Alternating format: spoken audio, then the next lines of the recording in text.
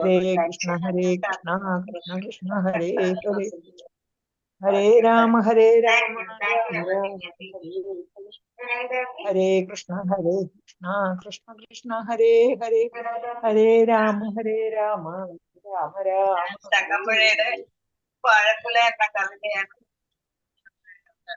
ഹരേ കൃഷ്ണ. ഒന്ന് എല്ലാവരും മ്യൂട്ട് ചെയ്യുക. ഹരേ കൃഷ്ണ. എല്ലാവരും മ്യൂട്ട് ചെയ്ത് വെക്കുക. ഹരേ കൃഷ്ണ. ഓക്കെ.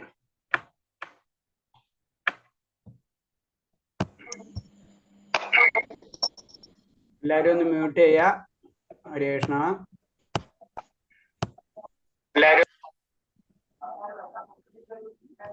പിന്നെ അൺമ്യൂട്ട് ചെയ്തുകൊണ്ടിരിക്കുക. ഹരേ കൃഷ്ണ.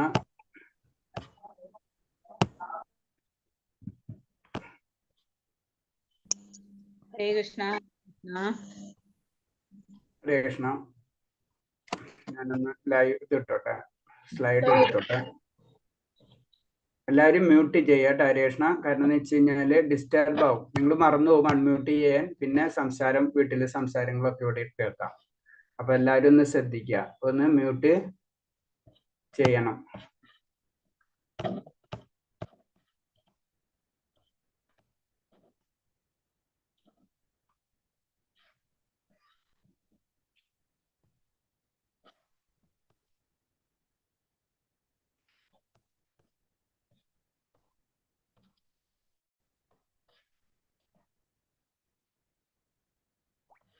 ഹരേ കൃഷ്ണ.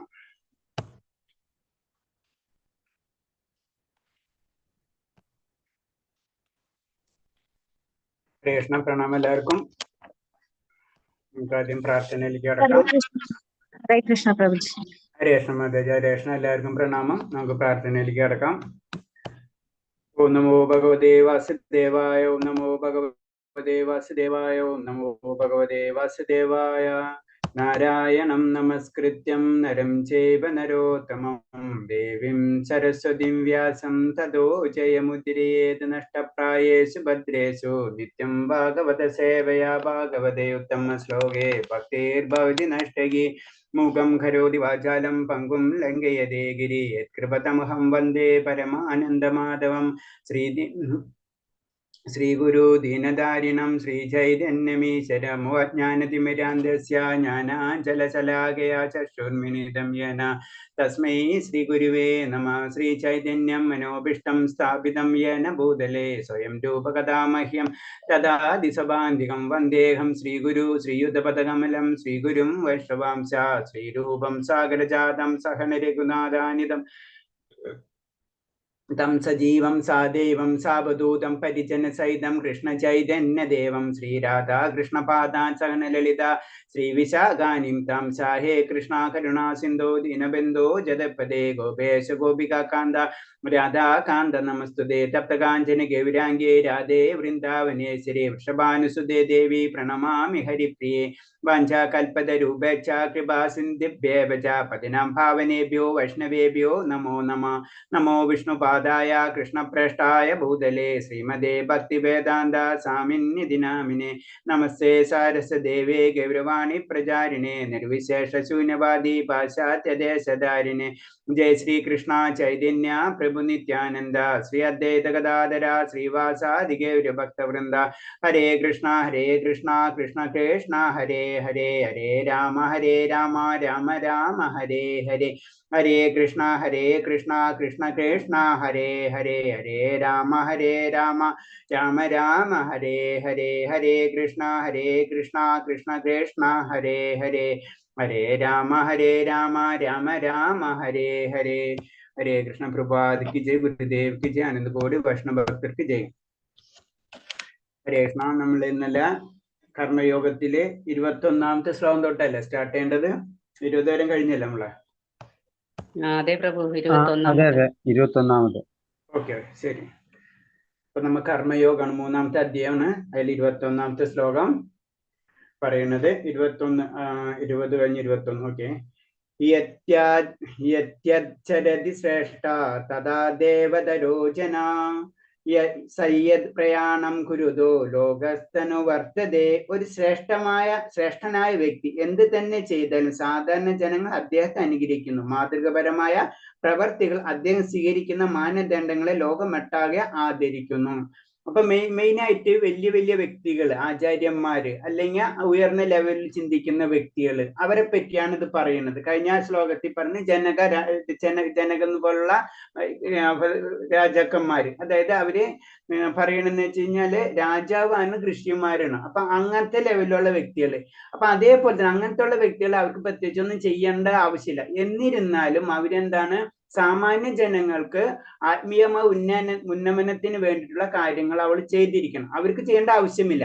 കാരണം എന്താ വെച്ചാൽ സാധാരണ ജനങ്ങളുടെ ഒരു പ്രത്യേകത എന്ന് പറഞ്ഞു കഴിഞ്ഞാൽ മറ്റുള്ളവർ കോപ്പി ചെയ്യും. അതാണ് നമ്മൾ കൂടുതൽ ആൾക്കാരുണ്ടായി ഫോളോവേഴ്സ് ആയിരിക്കും. നമ്മൾ ലീഡേഴ്സ്, നമ്മൾ സാധാരണ ജനറൽ ആയിട്ട് പറയുമ്പോൾ നമ്മളൊരു 100 പേരുണ്ടെങ്കിൽ ഒരു 90 അല്ലെങ്കിൽ 80 പേര് ഫോളോവേഴ്സ് ആയിരിക്കും. മുന്നിൽ എന്താ ചെയ്യണം അത് നോക്കി പോണ വ്യക്തികളായിരിക്കും. ഒരു 10% ലീഡേഴ്സ് ഉണ്ടാവുള്ളൂ, 10% പിന്നെ സമൂഹത്തിനും വേണ്ടാത്ത ടൈപ്പ് വ്യക്തികളായിരിക്കും. അങ്ങനെ ജനറൽ ആയിട്ട് പറയുന്നത്. അപ്പൊ ഒരു 90% അല്ലെങ്കിൽ ഫോളോവേഴ്സ് ആയിരിക്കും എന്ന് പറയുന്നത്. അപ്പൊ നല്ല വ്യക്തികൾ, നല്ല മാതൃകാപരമായിട്ട് ജീവിക്കുന്ന വ്യക്തികൾ തീർച്ചയായിട്ടും അവര് മറ്റുള്ളവരെ വഴി കാണിച്ചിരിക്കണം. ഒരു ശ്രേഷ്ഠനായ വ്യക്തി എന്ത് തന്നെ ചെയ്താലും സാധാരണ ജനങ്ങൾ അദ്ദേഹത്തെ അനുകരിക്കുന്നു. ഉപദേശിക്കാൻ തുനിയുന്നതിന് മുമ്പ് ഗുരു വേണ്ട വിധം പെരുമാറ്റം ശീലിച്ചിരിക്കണം. അതാണ് ഒരു ഗുരുവിന് വേണ്ടിയിട്ടുള്ള നിർദ്ദേശങ്ങളാണ് ഇൻഡയറക്റ്റ്ലി ഇതിൽ പറയുന്നത്. കാരണം ഗുരു എന്ന് പറഞ്ഞാൽ ഗുരു എന്താണ് പറഞ്ഞ അത് അനുസരിച്ചായിരിക്കും ശിഷ്യന്മാർ വരിക, അല്ലെ? അപ്പൊ ഗുരു എന്ന് പറയുമ്പോൾ അത്തരം ക്വാളിഫൈഡ് ആയുള്ള വ്യക്തി ആയിരിക്കണം. അതാണ് ആചാര്യങ്ങൾ അനുഷ്ഠിക്കുന്ന വ്യക്തി ആയിരിക്കണം. അതാണ് ആചാര്യൻ എന്ന് പറഞ്ഞു. എല്ലാ ശാസ്ത്രങ്ങളും അഗാധമായ പാണ്ഡിത്യം ഉണ്ടായിരിക്കണം. ഭഗവാനിൽ അടിയുറച്ച വിശ്വാസം ഉണ്ടായിരിക്കണം. ഒരു സമ്പ്രദായത്തിൽ നിന്ന് വന്ന വ്യക്തികളായിരിക്കും. അനുഷ്ഠാനം കറക്റ്റായിട്ട് ഫോളോ ചെയ്യുന്ന വ്യക്തികളായിരിക്കണം. അപ്പൊ ആ വ്യക്തികൾ എന്താ പറയണേ അതേപോലെ തന്നെ മറ്റു വിഭാഗം, അതായത് ശിഷ്യന്മാർ, അതിന് ഫോളോവേഴ്സ് അത് സ്വീകരിക്കും. അപ്പൊ നമ്മൾ വളരെയധികം ശ്രദ്ധിക്കണം എന്നാണ് പറയുന്നത്. നമ്മൾ പ്രത്യേകിച്ച് ഗുരുക്കന്മാരെ പറ്റിയിട്ടുള്ള കാര്യങ്ങൾ, അതായത് ഉന്നത ശ്രേണിയിലുള്ള വ്യക്തികളെ പറ്റിയാണ് പറയുന്നത്. സാമാന്യ ജനങ്ങൾ പഠിപ്പിക്കുന്ന ഗുരു ശാസ്ത്രവിധിക്ക് അനുസരിച്ച് ജീവിച്ച് ശീലിക്കണം. അപ്പൊ എങ്ങനെയാണ് ശാസ്ത്രത്തിൽ പറഞ്ഞിട്ടുള്ളത് അതേപോലെ തന്നെ ജീവിച്ചിരിക്കണം. സ്വയം മേന്മ കൈവരിക്കാൻ ആഗ്രഹിക്കുന്ന ഒരാൾ ഉത്കൃഷ്ടമായ ആചാര്യം അനുഷ്ഠിച്ചു വന്നിരുന്ന നിയമങ്ങൾ അനുസരിക്കണം. നമ്മൾ ആത്മീയമായിട്ട് നമുക്ക് ഉയരണമെന്ന് ആഗ്രഹമുണ്ടെങ്കിൽ നമ്മൾ തീർച്ചയായിട്ടും ആചാര്യന്മാർ അനുഷ്ഠിച്ചിരുന്ന രീതികൾ നമ്മൾ പിന്തുടരണം. വിശിഷ്ട ഭക്തന്മാരുടെ കാൽപ്പാടുകൾ പിന്തിരുന്നുകൊണ്ട് ആത്മസാക്ഷാത്കാരത്തിലേക്ക് വഴിയിൽ മുന്നേറാൻ കഴിയും എന്ന് ശ്രീമദ് ഭാഗവതം ഊന്നി പറയുന്നു.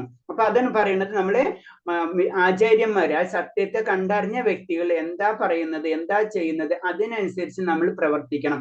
എന്നാലേ നമുക്ക് മുന്നേറാൻ കഴിയുള്ളൂ. അപ്പൊ ഞാൻ അതിനെ സിമ്പിൾ ആയിട്ട് എപ്പോഴും പറയുന്ന ഒരു എക്സാമ്പിൾ, ഒരു മാത്സ് ടീച്ചർക്ക് മാത്സ് നന്നായിട്ട് പറഞ്ഞു കൊടുക്കാൻ കഴിയുള്ളൂ. അപ്പൊ അതിൽ തന്നെയാണ് ഉദാഹരണം. അപ്പൊ അങ്ങനത്തെ വ്യക്തികൾ എന്താ പറയുന്നത് അതേപോലെ തന്നെ നമ്മൾ ചെയ്യണം. കാരണം അവര് തെറ്റാനും പാടില്ല. അതാണ് ഗീതയിൽ ഉപദേശം കൊടുക്കുന്നത്. കാരണം അവര് പറയുന്നത് പോലെ തന്നെ മറ്റുള്ളവർ, സാധാരണ ജനങ്ങൾ എന്താണ്, നല്ല വ്യക്തികൾ പറഞ്ഞ അതേപോലെ അനുകരിക്കും. അപ്പൊ നല്ല വ്യക്തികൾ എപ്പോഴും നല്ലത് കീപ്പ് ചെയ്യണം. നമ്മളെ പൊസിഷൻ നമ്മൾ എപ്പോഴും കീപ്പ് ചെയ്യണം എന്നാണ് പറയുന്നത്. അടുത്ത ശ്ലോകം, നമ പാർത്ഥസ്തി കർത്തവ്യം ത്രിദോഷ്ലേഖേഷു കിഞ്ചനാനാനവാപ്തമ്യവാപ്തവ്യം വർത്ത ഏവച്ച കർമ്മണി. പാർത്ഥ, 3 ലോകങ്ങൾ എനിക്ക് ചെയ്യേണ്ടതായിട്ട് ഒന്നുമില്ല, എനിക്കില്ലാതായോ ആവശ്യമായതായോ യാതൊന്നുമില്ല. എങ്കിലും ഞാൻ വിധിക്കപ്പെട്ട കർമ്മം ചെയ്തുകൊണ്ടേയിരിക്കുന്നു. അത് ഭഗവാൻ തന്നെ ഭഗവാന്റെ കാര്യം പറയണാണ്. കാരണം എന്ന് വെച്ച് കഴിഞ്ഞാൽ ഭഗവാന്റെ ജീവിതത്തിൽ പറഞ്ഞല്ലോ, ഗുരുവിന്റെ തന്നെ ആവശ്യമില്ല, പക്ഷെ ഗുരുവിനെ സ്വീകരിക്കുന്നുണ്ട്, അല്ലെ? അപ്പൊ സന്ദീപ് മുനിയാണ് ഭഗവാന്റെ ഗുരു. അപ്പൊ അങ്ങനെ എല്ലാ കാര്യം ഭഗവാന്റെ ജീവിതം നോക്കിക്കഴിഞ്ഞാലും ഭഗവാൻ ഇതൊന്നും ചെയ്യേണ്ട ആവശ്യമില്ല. അപ്പൊ ചെറിയ കുട്ടിയായിരുന്നപ്പോൾ ആ വാത്സല്യ രസത്തിലാണെങ്കിലും, പിന്നെ അതേപോലെ തന്നെ കംസന്റെ വധാണെങ്കിലും, അതുപോലെ തന്നെ ഉപദേശം, രാജാവിന്റെ ഡ്യൂട്ടി, ഇങ്ങനെ എല്ലാ കാര്യങ്ങളും ചെയ്യുന്നുണ്ട്. അതാണ് ഭഗവാൻ പറഞ്ഞു, എനിക്ക് അതൊന്നും ചെയ്യേണ്ട ആവശ്യമില്ല. പക്ഷെ എന്താണ്, മറ്റുള്ളവർക്ക് വേണ്ടി നമ്മളത് ചെയ്യണം. എല്ലാവരും ഭഗവാന്റെ നിയന്ത്രണത്തിലാണ്. നാനാ ഗ്രഹാധിപതികളിൽ വെച്ച് ശ്രേഷ്ഠനുമാണ് ഭഗവാൻ. അപ്പൊ എല്ലാതും ഭഗവാന്റെ കൺട്രോളിലാണ്. ഈ ലോകം ചലിക്കുന്നത് മുഴുവൻ ഭഗവാന്റെ കൺട്രോളിലാണ്. എല്ലാ ഗ്രഹങ്ങൾക്കും അധിപതിയിൽ വെച്ച് എല്ലാ ഗ്രഹങ്ങൾക്കും അധിപതിമാരുണ്ട്. ഒരു ദേവത സങ്കല്പങ്ങളുണ്ട്. അതിൽ വെച്ച് ഏറ്റവും ശ്രേഷ്ഠനാണ് ഭഗവാൻ. അതാണ് ഭഗവാന്റെ ലോകം, ഗോലോക വൃന്ദാവൻ. ഏറ്റവും ടോപ്പ് ലെവലിലാണ് ഭഗവാന്റെ വൃന്ദാവൻ എന്ന് പറയുന്നത്. ഭഗവാന്റെ വാസസ്ഥലം എന്ന് പറയുന്നത് എല്ലാ ഗ്രഹങ്ങളിലും വെച്ച് അത്യുജ്വലമായിട്ടുള്ള പ്രകാശം ചൊരിയുന്ന ലോകമാണ്, പ്രകാശിതപൂരിതമായിട്ടുള്ള സ്ഥലമാണ് ശരിക്കും ഭഗവാന്റെ ഗോലോക വൃന്ദാവൻ എന്ന് പറയുന്നത്. ഭഗവാൻ തന്നെയാണ് ജീവജാലങ്ങൾ പ്രത്യേകമായ അധികാരങ്ങൾ നൽകിയിരിക്കുന്നത്. ഓരോ ജീവജാലങ്ങൾ അതിൽ തുടങ്ങുമ്പോൾ തന്നെ ബ്രഹ്മാവ് തൊട്ട് ഉറുമ്പ് വരെയുള്ള എല്ലാതും ജീവജാലങ്ങളാണ്. അതാണ് ഭൗതിക ലോകം എന്ന് പറഞ്ഞത്. അതായത് ഇന്ദ്രലോകം, അതായത് ടോപ്പ് ലെവൽ സത്യലോകം തൊട്ട് പാതാളം വരെയുള്ള എല്ലാത്തിനും ഓരോ അധികാരങ്ങൾ, ഓരോ വ്യക്തികൾക്കും അതിന്റെ അധികാരങ്ങൾ കൊടുത്തിട്ടുണ്ട്. ആ അധികാരങ്ങൾ നമ്മൾ മിസ്യൂസ് ചെയ്യാൻ പാടില്ല. നമുക്ക് ചെറിയ അധികാരങ്ങൾ ഭഗവാൻ തന്നിട്ടുണ്ട്, അത് മിസ്യൂസ് നമ്മൾ ചെയ്യാൻ പാടില്ല.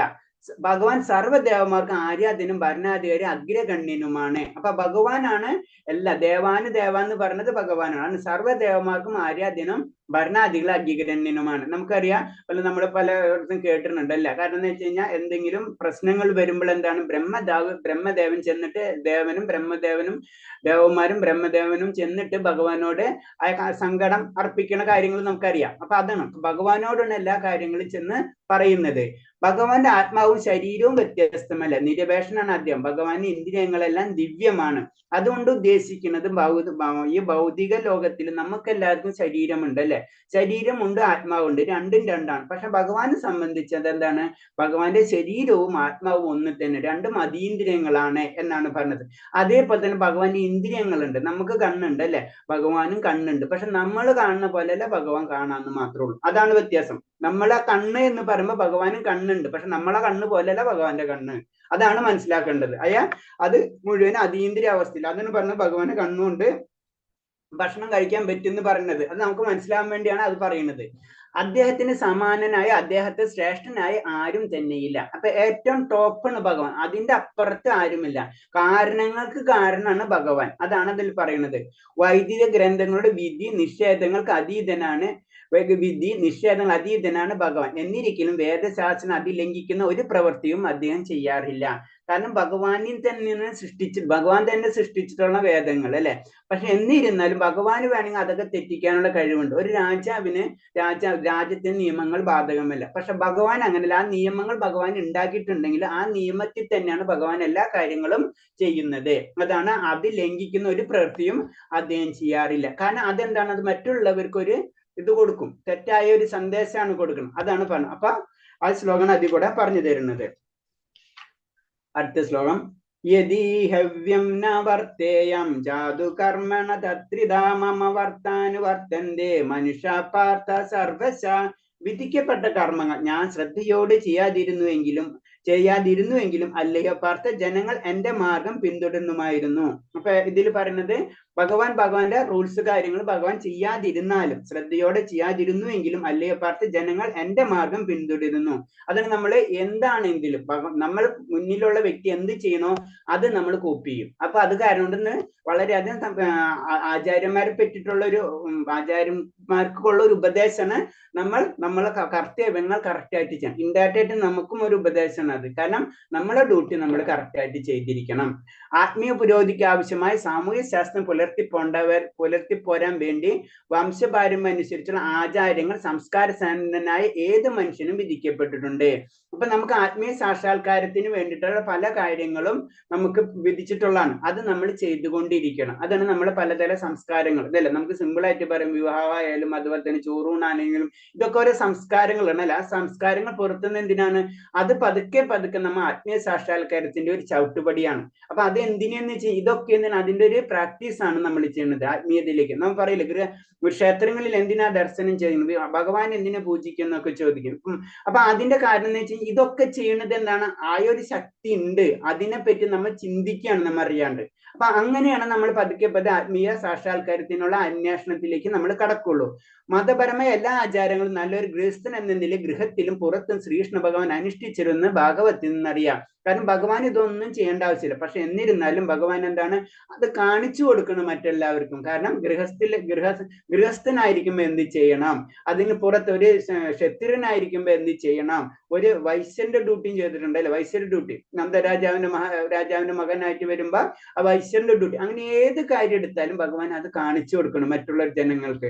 അത് ഭാഗവത്തിൽ നിന്നറിയാമെന്നാ പറയുന്നത്. അപ്പൊ പറഞ്ഞു വരുന്നത് വെച്ച് കഴിഞ്ഞാൽ ഒരു പൊസിഷൻ കൂടും തോറും അതിന്റെ റെസ്പോൺസിബിലിറ്റിയും കൂടിക്കൊണ്ടിരിക്കും. അപ്പൊ അതിനനുസരിച്ച് നമ്മൾ പ്രവർത്തിച്ചിരിക്കണം. അടുത്ത ശ്ലോകം 24.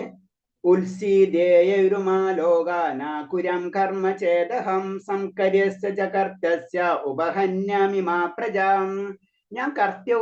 ഞാൻ കർത്തവ്യം നിർവഹിക്കാതിരുന്ന ഈ ലോകമെല്ലാം നാശമടയും, അനാവശ്യമായ ജനപ്പെരുത്തിന് ഞാൻ കാരണമായി തീരും, അങ്ങനെ ജീവജാലങ്ങൾക്കെല്ലാം സമാധാനം നഷ്ടപ്പെടുകയും ചെയ്യുന്നു. അതെന്ന് പറഞ്ഞെന്ന് വെച്ച് കഴിഞ്ഞാൽ ഇൻഡയറക്റ്റ് ആയിട്ട് എന്താ ചെയ്യണം എന്ത് ചെയ്യണ്ട എന്ന് അവർക്ക് മനസ്സിലാവാത്ത ഒരു അവസ്ഥ വരും അല്ലെ. ഭഗവാൻ തന്നെ അങ്ങനത്തെ കാര്യങ്ങൾ ചെയ്തില്ലെങ്കിൽ അപ്പൊ അതിനിപ്പോ ഗോവർദ്ധനഗിരി ഉയർത്തുന്ന കാര്യങ്ങൾ അത് കാരണം എന്ന് വെച്ചാൽ ഇന്ദ്രനെ അത് ആ കഥ നമുക്കറിയാം അല്ലെ. ഈ ഇന്ദ്രന്റെ അഹങ്കാരം ശമിപ്പിക്കുക എന്നുള്ളൊരു ഉദ്ദേശമുണ്ട്. ഭഗവാൻ ഞാനാണ് ഭഗവാൻ എന്ന് സ്ഥാപിക്കുക എന്നുള്ള ഒരു ചിന്താഗതി ഉണ്ട്. അങ്ങനെ രണ്ട് കാര്യങ്ങളോടും കൂടെ ചെയ്യുന്ന ഒരു കാര്യമാണ്. അത് ഭഗവാൻ 7 വയസ്സുള്ളപ്പോൾ ചെയ്യണത്. ഒരു വിരൽ തുമ്പുമ്പിലാണ് ഗോവർദ്ധനഗിരി ഉയർത്തുന്നത്. അപ്പൊ അതാണ് ഭഗവാനാണെന്ന് സ്ഥാപിക്കണ പല ലീലകളും ഭഗവാൻ ചെയ്തിട്ടുണ്ട്. അതാണ് പറഞ്ഞത്. അപ്പൊ ഞാൻ അത് ചെയ്യേണ്ട സമയത്ത് എന്റെ ഡ്യൂട്ടി ഞാൻ ചെയ്യേണ്ട സമയത്ത് ചെയ്തിരിക്കും എന്നാ പറയുന്നത്. അപ്പൊ ഭഗവാൻ അത് അങ്ങനെ ചെയ്തിട്ടില്ലെങ്കിൽ അത് അനാവശ്യമായിട്ടുള്ള പ്രശ്നങ്ങൾക്ക് സൃഷ്ടിച്ചിരിക്കും. ഭൗതികമായിട്ട് ചിന്തിച്ചാലും നമ്മൾ ശ്രദ്ധിച്ചാൽ അറിയാം, നമുക്കും ഇതേപോലെ തന്നെ ചില കാര്യങ്ങൾ ചെയ്യേണ്ട സമയത്ത് കൃത്യമായിട്ട് ചെയ്തിരിക്കും, അല്ലെങ്കിൽ അതിൻ്റെ ഉള്ള പ്രശ്നങ്ങൾ നമ്മൾ അനുഭവിച്ചിരിക്കും. അത് തന്നെ ഭഗവാൻ പറയണെന്ന് വെച്ചാൽ ഞാൻ അത് നിർവഹിച്ചിട്ടില്ലെങ്കിൽ അത് കൂടുതൽ പ്രശ്നത്തിലേക്ക് വഴിതെളിയിക്കും. അത് കാരണം കൊണ്ടാണ് എന്റെ ഡ്യൂട്ടി ഞാൻ കറക്റ്റ് ഏതിന്റെ ബേസിൽ വേദങ്ങളിൽ പറഞ്ഞിട്ടുള്ള നിയമങ്ങൾക്കനുസരിച്ച് വേദങ്ങൾ ആര് സൃഷ്ടിച്ചത്? ഭഗവാൻ തന്നെ. അപ്പൊ ഭഗവാൻ തന്നെ വേദങ്ങൾ സൃഷ്ടിച്ച് അത് നടപ്പിലാക്കി കാണിച്ചു കൊടുക്കുക ചെയ്തിട്ടുള്ളത്. സമൂഹത്തിന്റെ സമാധാനം ഭജിക്കുന്ന അനാവശ്യമായ ജനപ്പെരുപ്പമാണ് വർണ്ണസങ്കരം. കാരണം എന്ന് വെച്ച് കഴിഞ്ഞാൽ സമാധാനം പോവുക. കാരണം എന്ന് വെച്ച് കഴിഞ്ഞാൽ വർണ്ണസങ്കരം എന്ന് വരുന്നത് കാരണം എന്ന് വെച്ച് കഴിഞ്ഞാൽ ആര് എന്താ ചെയ്യേണ്ടെന്ന് ആർക്കും അറിയാത്ത ഒരവസ്ഥ. അതാണ് അതാണ് വർണ്ണസങ്കരം കൊണ്ട് ഉദ്ദേശിക്കുന്നത്. എന്താ ചെയ്യണം, എങ്ങനെ പ്രവർത്തനം, ധർമ്മം ഏത് അധർമ്മം ഏത് എന്ന് അറിയാത്ത ഒരവസ്ഥ. അത് കാണിച്ചു കൊടുക്കാൻ ഒരു വ്യക്തി വേണം. ഇതാണ് ധർമ്മം ഇതാണ് അധർമ്മം എന്ന് കാണിക്കാത്തിടത്തോളം കാലം നമുക്ക് ആ സത്യം അറിയില്ല. അപ്പൊ അതിനനുസരിച്ച് മൃഗതുല്യമായിട്ടുള്ള ജീവിതമായിരിക്കും നമ്മുടെ. അതാണ് അത് പറയുന്നത്. ധാർമ്മിക നിയമങ്ങൾ പൊതുവെ അവഗണിക്കുമ്പോഴും ഭഗവാൻ അവതരിച്ച് സമൂഹത്തിന്റെ തെറ്റ് തിരുത്തുന്നു. അതാണ് ഭഗവാൻ ഓരോ യുഗങ്ങളിലും അവതരിച്ചു കൊണ്ടിരിക്കുന്നു പറയുന്നത് അല്ലെ. അപ്പൊ ഓരോ യുഗത്തിലും അങ്ങനെ തെറ്റുകൾ വരുമ്പോൾ ഓട്ടോമാറ്റിക്കായിട്ട് ഭഗവാൻ അവതരിച്ച് ആ തെറ്റുകൾ തിരുത്തിക്കൊണ്ടിരിക്കുന്നു. നമുക്കറിയാം ബുദ്ധനായിട്ട് അവതരിച്ച കാര്യങ്ങളറിയാം. ബുദ്ധൻ ഒരു അവതാരം തന്നെ പറയും. ശങ്കരാചാര്യർ എന്ന് പറയുമ്പോ പരമശിവന്റെ ഒരു അവതാരണം. അങ്ങനെ ഇവൻ വേദവ്യാസൻ തന്നെ ഭഗവാന്റെ അവതാരമാണ്. അപ്പൊ അങ്ങനെ അനവധിയാണ് ഭഗവാന്റെ അവതാരങ്ങൾക്ക് എണ്ണമില്ല എന്നാ പറയുന്നത്. അപ്പൊ അത്ര അവതാരങ്ങൾ ഇവൻ ഭാഗവതത്തിൽ തന്നെ 25 അവതാരത്തെ പറ്റി പറയുന്നുണ്ട്. അങ്ങനെ അനവധി അവതാരങ്ങൾ ഭഗവാൻ ഇങ്ങനെ അവതരിച്ചു കൊണ്ടിരിക്കുക എന്ന് പറയുന്നത്. അദ്ദേഹത്തിന് നിർദ്ദേശങ്ങൾ അനുസരിക്കണം, പക്ഷെ അദ്ദേഹത്തിന് ഒരിക്കലും അനുകരിക്കേണ്ടതില്ല. ശ്രീ ഭാഗവത് പറയുന്നു. അതാണ് പറയുന്നത് ഭഗവാന്റെ നിർദ്ദേശങ്ങൾ അനുസരിക്കുക. ഭാഗവതത്തിൽ അല്ലെങ്കിൽ നമ്മൾ ഭഗവത്ഗീതയിൽ പറഞ്ഞിട്ടുള്ള കാര്യങ്ങൾ അനുസരിക്കുക എന്നല്ലാതെ അദ്ദേഹത്തെ പോലെ അനുകരിക്കരുത്. നമുക്കൊരിക്കലും ഒരു വിരലില് ഗോവർദ്ധനഗിരി ഉയർത്താനോ കാളിന്തി മർദ്ദനോ ചെയ്യാനോ നമുക്ക് കഴിയില്ല അല്ലെ. നമ്മള് ഭഗവാനായിട്ട് അനുകരിക്കാൻ നടന്നു കഴിഞ്ഞാൽ അതിന്റെ പ്രശ്നങ്ങൾക്ക് നമുക്ക് സംഭവിച്ചിരിക്കും. അപ്പൊ ചില ഭാഗങ്ങൾക്ക് അനുകരിക്കുക, ചില ഭാഗങ്ങൾക്ക് അനുകരിക്കാതിരിക്കും. അതാണ് നമ്മുടെ ഒരു സ്വഭാവം. അങ്ങനെയല്ല, ഭഗവാനെ ഒരിക്കലും അനുകരിക്കേണ്ടതില്ല. ഭഗവാന്റെ ആജ്ഞകൾ അനുസരിക്കുകയാണ് നമ്മൾ ചെയ്യേണ്ടത്. ഭഗവാന്റെയും അദ്ദേഹത്തിന്റെ നിയുക്തരായവരുടെ ഉപദേശങ്ങൾ അനുസരിക്കുകയാണ് ഒരാൾ ചെയ്യേണ്ടത്. അദ്ദേഹത്തിന് അനുയായികൾ നിയുക്തരായവകൾ എന്ന് പറയുമ്പോൾ അവതാരങ്ങളാവാം, അല്ലെങ്കിൽ ഗുരുക്കന്മാരായിരിക്കാം. അതൊക്കെ പ്രതിനിധികൾ, ഭഗവാന്റെ പ്രതിനിധികൾ ആരാണോ അവർ ഉപദേശങ്ങൾ നമ്മൾ അനുസരിച്ചിരിക്കണം. നമ്മുടെ നന്മയ്ക്ക് ഉതകുന്നതാണ് അവരുടെ ഉപദേശം. ബുദ്ധിയുള്ളവർ അത് അതേപടി അനുസരിക്കും. കാരണം ഇതൊക്കെ എന്തിനാ ചെയ്യുന്നത്? കാരണം ആത്മസാക്ഷാത്കാരം, ഭൗതിക ലോകത്തിൽ നിന്ന് വിമുക്തി. ഭൗതിക ജീവിതം തന്നെ പതുക്കെ നമ്മളെ ഭൗതിക ജീവിതത്തിന് എല്ലാ ഐശ്വര്യങ്ങളും നമുക്ക് നിത്യമായിട്ടുള്ള ഐശ്വര്യങ്ങളാണെങ്കിലും അത് നമ്മൾ എന്താ ചെയ്യേണ്ടത്? അതും അനുഭവിച്ച് പതുക്കെ അതിന് അർത്ഥധർമ്മ കാമ മോക്ഷ എന്നുള്ള ലെവലിലേക്ക് ഉയർന്ന് പതുക്കെ ആത്മസാക്ഷാത്കാരത്തിന്റെ പടിയിലേക്ക് നാം ഉയരണം.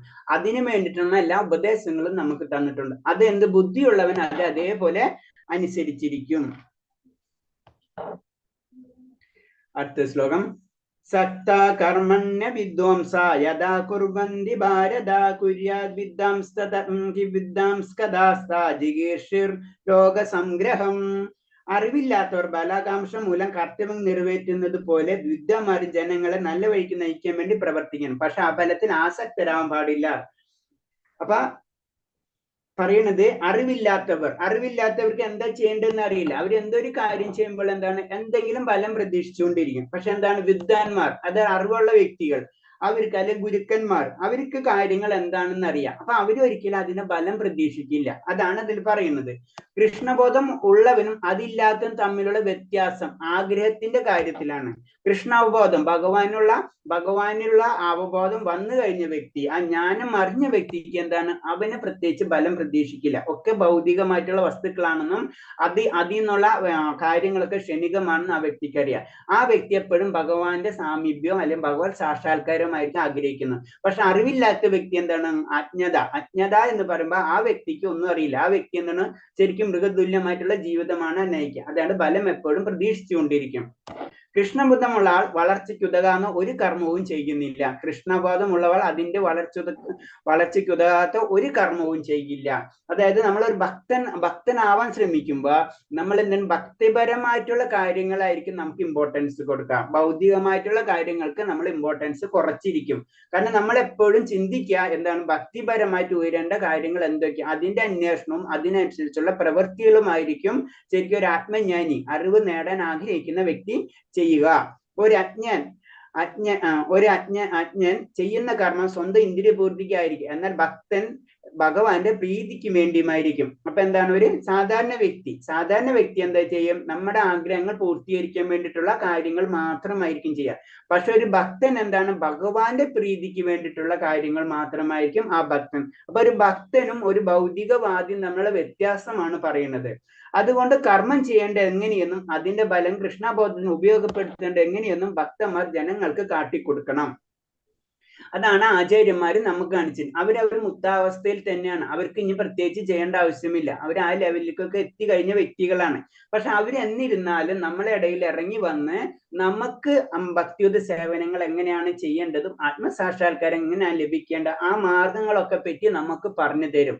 അതാണ് അവരുടെ ഡ്യൂട്ടി. അപ്പൊ അതാണ് ആചാര്യന്മാരുടെ ഡ്യൂട്ടി. അത് അവർ ചെയ്തിരിക്കണം എന്നാണ് ഭഗവാൻ പറഞ്ഞത്. കാരണം ഞാനും അങ്ങനെയാണ് ചെയ്തിട്ടുള്ളത് എന്നാണ് പറയുന്നത്. 26. നാ ബുദ്ധിഭേദം ജനായേത അജ്ഞാനം കർമ്മ സംഖ്യനം ജോഷയേത് സർവകർമാണി വിദ്യാൻ യുക്ത സമാചരൻ. വിധിക്കപ്പെട്ട കർമ്മങ്ങളുടെ ബലത്തിൽ ആസക്തിയുള്ള അജ്ഞരായ ആളുകൾ വിദ്യമാർ കർമ്മം ചെയ്യുന്നെന്ന് വിലക്കരുത്. ആ ഭക്തിഭാവനയോടെ കൃഷ്ണബോധത്തിൽ ക്രമേണ പുരോഗമനത്തിന് വേണ്ടി പ്രവർത്തിക്കാൻ അവരെ പ്രേരിപ്പിക്കണം. ഇത് വളരെ ഇമ്പോർട്ടന്റ് ആണ്. കാരണം എന്ന് വെച്ച് കഴിഞ്ഞാല് ചിലവർക്ക് ഇപ്പൊ നമ്മളെല്ലാവരും സാധാരണ രീതി ചിന്തിച്ചു കഴിഞ്ഞാൽ നമ്മളെല്ലാവരും നമ്മൾ എന്തെങ്കിലും കാര്യം ചെയ്തു കഴിഞ്ഞാൽ അതിന്റെ ഫലം നമ്മൾ പ്രതീക്ഷിക്കുന്നുണ്ട് അല്ലെ. നമ്മൾ എന്തായാലും ഭൗതികത്തിൽ ജീവിക്കുന്ന വ്യക്തികളാണ്, നമ്മൾ ആത്മീയമായിട്ട് അത്ര ഉയരാത്ത വ്യക്തികളാണ്. അപ്പൊ പറയണെന്ന് വെച്ച് കഴിഞ്ഞാൽ അങ്ങനെയുള്ള വ്യക്തികളെ നാളെ തൊട്ട് നീ നിർബന്ധമായിട്ട് ഇന്നത് ചെയ്യണം, അങ്ങനെ ആത്മസാക്ഷാത്കാരത്തിന് വേണ്ടി നടക്കണം എന്നൊക്കെ പറഞ്ഞ് സ്ട്രിക്റ്റ് ആയിട്ട് അവരെ ഒരു കാര്യത്തിന് നിർബന്ധിക്കാൻ പാടില്ല. അതാണ് ഇതിന്റെ ഏറ്റവും മനോഹരമായ, ഏറ്റവും എന്താ പറയാ, ബ്യൂട്ടി എന്ന് പറയില്ലേ, അതാണ് സംഭവം. കാരണം എന്താ വെച്ചാൽ ഭഗവാൻ ഒരാളെ പെട്ടെന്ന് നിർബന്ധിച്ചിട്ട് കൊണ്ടുവരും. അതിന്റെ കാരണം എന്താണ്, ഭഗവാൻ തന്നെ ഭൗതിക ലോകം സൃഷ്ടിച്ചിട്ടുള്ളത്. അപ്പൊ അതാണ് നമ്മൾ മനസ്സിലാക്കേണ്ടത്. പതുക്കെയാണ് നമ്മളെ അതിലേക്ക് കൊണ്ടുവരേണ്ടത്. അതാണ് പറഞ്ഞത്, ഭക്തിഭാവനയോടെ കൃഷ്ണബോധം ക്രമേണ പുരോഗമനത്തിന് വേണ്ടിയുള്ള പ്രവർത്തിക്കാൻ അവരെ പ്രേരിപ്പിക്കണം. പതുക്കെ പ്രേരിപ്പിക്കുകയുള്ളൂ. കാരണം അവരെ അത്ര ഇച്ഛയായിരിക്കും, അത്ര ആഗ്രഹങ്ങൾ ഭൗതിക ലോകത്തിനോടുകൂടി ഉണ്ടാവും. ആ ആഗ്രഹത്തെ നമ്മൾ പിടിച്ച് പെട്ടെന്ന് നിർത്താൻ നമുക്ക് കഴിയില്ല. അതിന്റെ ഉദാഹരണം ഞാൻ പറഞ്ഞിട്ടുണ്ടോ എന്ന് അറിയില്ല. അതിന് ഉദാഹരണം, ഇന്ദ്രന് ഒരു ശാപം ലഭിക്കുകയുണ്ടായി. കാരണം ഒരു പന്നിയായിട്ട് ജനിക്കുക എന്നാണ് പറയുന്നത്. അങ്ങനെ പന്നിയായിട്ട് ജനിച്ച് പന്നി പിന്നെ മക്കളും അങ്ങനൊക്കെ ആയിട്ട് ഇങ്ങനെ കൃഷ്ണ അപ്പൊ അങ്ങനെ ജീവിച്ചുകൊണ്ടിരിക്കുന്ന സമയത്ത് അങ്ങനെ ജീവിക്കണം. അത് കഴിഞ്ഞിട്ട് ഇന്ദ്രന്റെ ശാപം കഴിയുക. അപ്പൊ നാരദ മഹർഷി വന്നിട്ട് ചോദിക്കാൻ, സ്വർഗലോകത്തിലേക്ക് വരുന്നില്ല എന്ന് ചോദിക്കുമ്പോ ഇന്ദ്രൻ പറയുന്നുണ്ട്, കാരണം എന്ന് വെച്ചാൽ ഇത്രയും എന്റെ മക്കളെ, അതായത് പന്നിക്കുട്ടികളൊക്കെ വിട്ടിട്ട് ഞാൻ എങ്ങനെ പോകും എന്നുള്ളൊരു ഇതുണ്ട്. അപ്പൊ അതിന്റെ കാര്യം എന്ന് പറഞ്ഞാൽ അത്ര ആകർഷണമാണ് ശരിക്കും ഭൗതിക ലോകം എന്ന് പറയുന്നത്. അപ്പൊ അതിന്ന് വിടുതൽ അത്ര ഈസി അല്ല. അത് കാരണം കൊണ്ടാണ് പെട്ടെന്ന് നമ്മൾ എന്താണ് ചെന്ന് ആത്മസാക്ഷാത്കാരം അത് ഇതെന്നൊക്കെ പറഞ്ഞ് നമ്മൾ ചെയ്യരുത് എന്നാണ് ആരോട് പറഞ്ഞ ഉപദേശങ്ങളാണ്. ശരിക്കും ഇത് ഗുരുക്കന്മാരോട് തന്നെ അല്ലെങ്കിൽ ഭക്തന്മാരോട് തന്നെ പറഞ്ഞു കൊടുക്കുന്ന ഉപദേശങ്ങളാണ് ഭഗവാൻ. കാരണം അവരെ പതുക്കിയായിരിക്കണം നമ്മൾ കൊണ്ടുവരേണ്ടത്. വേദോക്തമായ എല്ലാ ചടങ്ങുകളും യജ്ഞാനുഷ്ഠാനും ഭൗതിക കർമ്മങ്ങളെ കുറിച്ചുള്ള നിർദ്ദേശം കൃഷ്ണബോധത്തിന് വേണ്ടിയിട്ടുള്ളതാണ്. നമ്മൾ എല്ലാ കാര്യങ്ങളും യജ്ഞാനുഷ്ഠാനങ്ങളും ഇതൊക്കെ നമ്മൾ എല്ലാ ചടങ്ങുകളും ഒക്കെ ചെയ്യുന്നത് ബേസിക് ആയിട്ട് അതിന്റെ ഇന്റൻഷൻ എന്ന് പറഞ്ഞാൽ പതുക്കെ നമ്മളെ ആത്മസാക്ഷാത്കാരത്തിലേക്ക് കൊണ്ടുപോവുകയാണ് ചെയ്യുന്നത്. നമ്മളെ വളരെ ചെറുപ്പത്തിൽ തന്നെ പല കാര്യങ്ങൾ ചെയ്യുന്ന ഒരു കുട്ടി, ആ കുട്ടി എന്ന് ഉയർന്നു, അതായത് വളരുന്നോടും എന്താണ് അതിനോട് ആകർഷത കൂടിക്കൊണ്ടിരിക്കും അല്ലെ. അപ്പൊ അത് തന്നെയാണ് ചെയ്യേണ്ടത്. കൃഷ്ണനാണ് ജീവിതത്തിന്റെ അന്തിമ ലക്ഷ്യം. അതാണ് എല്ലാ വേദങ്ങളിലൊക്കെ പറഞ്ഞിട്ടുള്ള അൾട്ടിമേറ്റ് ലക്ഷ്യം. സത്യം പരമ ധീമഹി, ആ സത്യത്തെ ഞാൻ ആരാധിക്കുന്നു. ആ ലെവലിലേക്ക് നമ്മളെ കൊണ്ടുപോവുകയാണ് ചെയ്യുന്നത്. വൈദിക ചടങ്ങുകളാൽ നിയന്ത്രിതമായ കാമ്യകർമ്മങ്ങളും ഇന്ദ്രിയ സന്ദർഭവും ഒരാളെ കൃഷ്ണബോധത്തിലേക്ക് ഉയർത്തുന്നു. അതാണ് നമ്മൾ അനുഷ്ഠാനങ്ങൾ ഉപാസനകളൊക്കെ നമ്മൾ ചെയ്യണം എന്ന് പറയുന്നത്. ഇതൊക്കെ എന്തിനാണ്? നമുക്ക് വേണ്ടിയിട്ടുള്ള ഇന്ദ്രിയങ്ങൾക്കുള്ള സന്ദർഭങ്ങളുണ്ട്. അതായത് നമ്മളെ ഇന്ദ്രിയങ്ങൾ എപ്പോഴും ആഗ്രഹിച്ചുകൊണ്ടിരിക്കുന്നു, അതിനെ തൃപ്തിപ്പെടുത്തുകയും അങ്ങനെ പതുക്കെ പതുക്കെ നമ്മളെ കൃഷ്ണാബോധത്തിലേക്ക് കൊണ്ടുവരാനുള്ള ഒരു പദ്ധതിയാണ് ശരിക്കും വേദങ്ങളിൽ കൂടെ പറയുന്നത്. സർവകർമ്മങ്ങളുടെയും ബലത്തെ കൃഷ്ണൻ സമർപ്പിക്കേണ്ടത് എങ്ങനെയെന്ന് സ്വന്തം പ്രവൃത്തിയിൽ കാട്ടിക്കൊടുക്കണം. അതെന്താണ്? അതും ഇതേപോലെ തന്നെ ഭക്തന്മാരോട് പറയണതാണ്. കാരണം എങ്ങനെയാണ് ചെയ്യേണ്ടത് അത് ജീവിതത്തിലൂടെ കാണിച്ചു കൊടുക്കണം, എന്നാലേ മറ്റുള്ളവർ ചെയ്യുള്ളൂ. അതാണ് പറയുന്നത്. അത് കൃഷ്ണബോധം സ്വീകരിക്കുമ്പോൾ വിധിക്കപ്പെട്ട കർമ്മങ്ങൾ ചെയ്യുന്നതുകൊണ്ട് കിട്ടാവുന്ന ബലം എല്ലാം നേരിട്ട് സിദ്ധിക്കും. അത് വേറൊരു ലെവൽ. കാരണം എന്ന് വെച്ച് കഴിഞ്ഞാല് നമ്മളെ ഭഗവാന്റെ കൃഷ്ണാവബോധം നമുക്ക് ലഭിച്ചു കഴിഞ്ഞാൽ പിന്നെ നമുക്ക് എന്താണ് ആ ലെവലിലേക്ക് ഉയർന്നു കഴിഞ്ഞാൽ പിന്നെ നമ്മൾ സ്വധർമ്മം എന്നുള്ള ലെവലിൽ നമുക്ക് ആവശ്യമായിട്ട് തന്നെ വരില്ല. അത് ചെയ്താൽ കിട്ടുന്ന എല്ലാ ബലങ്ങളും നമുക്ക് കൃഷ്ണാവബോധത്തിൽ തന്നെ കിട്ടാൻ കഴിയും. പക്ഷെ ആ ലെവലിലേക്ക് പെട്ടെന്ന് നമ്മൾ എത്തൂല. പക്ഷെ സത്യം അതാണ് നമ്മൾ മനസ്സിലാക്കേണ്ടത്. പക്ഷെ എന്തിനു വേണ്ടി? അതിനു വേണ്ടി കൃഷ്ണാവബോധത്തിലേക്കുള്ള വേണ്ടിയിട്ടുള്ള വഴികൾ ഓരോന്നോരോന്നായിട്ട് നമ്മൾ നേടാൻ ശ്രമിച്ചുകൊണ്ടിരിക്കണം. അടുത്ത ശ്ലോകം. പ്രകൃതി ക്രിയമാണാനി ഗുണകർമാണി സർവസ്സാഹങ്കാര വിമൂഢാത്മാ കർത്താഹമിതമന്യതേ. മിഥ്യാഹങ്കാരത്തിലെ പ്രഭാവത്തിൽ മോഹിതനായ ജീവാത്മാവ് താനാണ് കർമ്മം ചെയ്യുന്നതെന്ന് ചിന്തിക്കുന്നു. വാസ്തവത്തിൽ പ്രകൃതിയുടെ 3 ഗുണങ്ങളാണ് നിർവഹിക്കുന്നത്. കാരണം നമ്മളൊരു പ്രത്യേകം നമ്മളെല്ലാവരും ചിന്തിക്കുന്നത് ഞാനാണ് അത് ചെയ്ത്, ഞാൻ ഇത് ചെയ്തു, ഞാൻ അങ്ങനെ ചെയ്തു, അങ്ങനെയുള്ള ചിന്താഗതിയാണ് അല്ലെ. അല്ലാതെ ഞാൻ ആണല്ലേ. പക്ഷെ പറയണ എന്താണ്? നമ്മളല്ല ഇതൊന്നും ചെയ്യിക്കുന്നത്. എന്താണ്? ആരാണ് ചെയ്യിക്കുന്നത്? പ്രകൃതിയുടെ 3 ഗുണങ്ങളാണ് ഈ സ്ലൈഡിൽ കാണിച്ചിരിക്കുന്നത് പോലെ താഴത്തുള്ള പപ്പറ്റ്സ് നമ്മൾ. കാരണം എന്താ ചെയ്യാ? പ്രകൃതിയുടെ 3 ഗുണങ്ങൾ നമ്മളെ കൊണ്ട് ചെയ്യിപ്പിച്ചുകൊണ്ടേയിരിക്കുന്നു. അത് കാരണം എന്ന് വെച്ചാൽ അതിന് സിമ്പിൾ ആയിട്ട് പെട്ടെന്ന് മനസ്സിലാക്കാൻ വേണ്ടി ഞാൻ പറയാം. കാരണം നമ്മളൊരു സൂപ്പർ മാർക്കറ്റിൽ പോയി കഴിഞ്ഞാൽ നമ്മൾ അവിടെ ചെന്ന് കഴിഞ്ഞാൽ എന്താ സമയം അവിടെ പല സാധനങ്ങൾ ഇരിക്കുന്നുണ്ടാവും അല്ലെ. ആ സാധനങ്ങളാണ് നമ്മളെ പോക്കറ്റിലെ കാശ് തീർക്കുന്നത് ബേസിക് ആയിട്ട് പറഞ്ഞു. അപ്പൊ എന്താണ് അതിന്റെ കാരണം? എന്താണ്? ചുറ്റുപാടും. അതാണ് ഭൗതിക പ്രകൃതി കൊണ്ട് ഉദ്ദേശിക്കുന്നത്. ആ ചുറ്റുപാടിനനുസരിച്ച് നമ്മൾ മാറും. ഭൗതിക വിഷയങ്ങൾ തൽപരനായ മനുഷ്യനെ താനാണ് എല്ലാ കർമ്മവും ചെയ്യുന്നതെന്ന് മിഥ്യാഹംഭാവമുണ്ട്. പക്ഷെ നമ്മളല്ല ചെയ്യിക്കുന്നത്, എല്ലാതും ചെയ്യിക്കുന്നത്. നമുക്കറിയാലല്ലേ, ഇപ്പൊ അഡ്വർടൈസ്മെന്റ് ആണ്. നമുക്ക് ആവശ്യമില്ലാത്ത സാധനങ്ങളായാലും നമ്മൾ വാങ്ങിക്കണം. എങ്ങനെയാണ്? ആ അഡ്വർടൈസ്മെന്റ് ആണ് സത്യത്തിൽ. അപ്പൊ നമ്മളല്ല ചെയ്യിക്കുന്നത്, ആരാണ് നമ്മളെ കൊണ്ട് ഇതൊക്കെ ചെയ്യിപ്പിക്കുന്നത്. ഇതാണ് പറയുന്നത്. മിഥ്യാഹങ്കാരത്തിൽ എല്ലാ പ്രവർത്തനവും കർത്തവ്യം തനിക്കാണ് അയാൾ അവകാശപ്പെടുന്നത്. അജ്ഞാനത്തിന്റെ ലക്ഷണമാണിത്. കാരണം എല്ലാതും ഞാനാണ് ചെയ്യുന്നത്, ഞാനല്ല ചെയ്യുന്നത്. ശരിക്കും നമ്മളെ ചുറ്റുപാടുമുള്ള അവസ്ഥയാണ് നമ്മളിങ്ങനെ കൊണ്ട് ചെയ്യിപ്പിക്കുന്നത്. ഈ സത്യം നമുക്ക് മനസ്സിലാകില്ല. സൂക്ഷ്മ ശരീരങ്ങൾ ഭഗവത്ജ്ഞാനുസരിച്ച് ഭൗതിക പ്രകൃതി നിർമ്മിച്ചതാണെന്നും അതുകൊണ്ട് ശാരീരികവും മാനസികമായ ഏത് പ്രവർത്തനവും കൃഷ്ണഭക്തോടെ ശ്രീകൃഷ്ണ സേവനത്തെ നിലയിൽ ചെയ്യേണ്ടതാണ്. അപ്പൊ നമുക്ക് 2 തരം ശരീരങ്ങളുണ്ട്.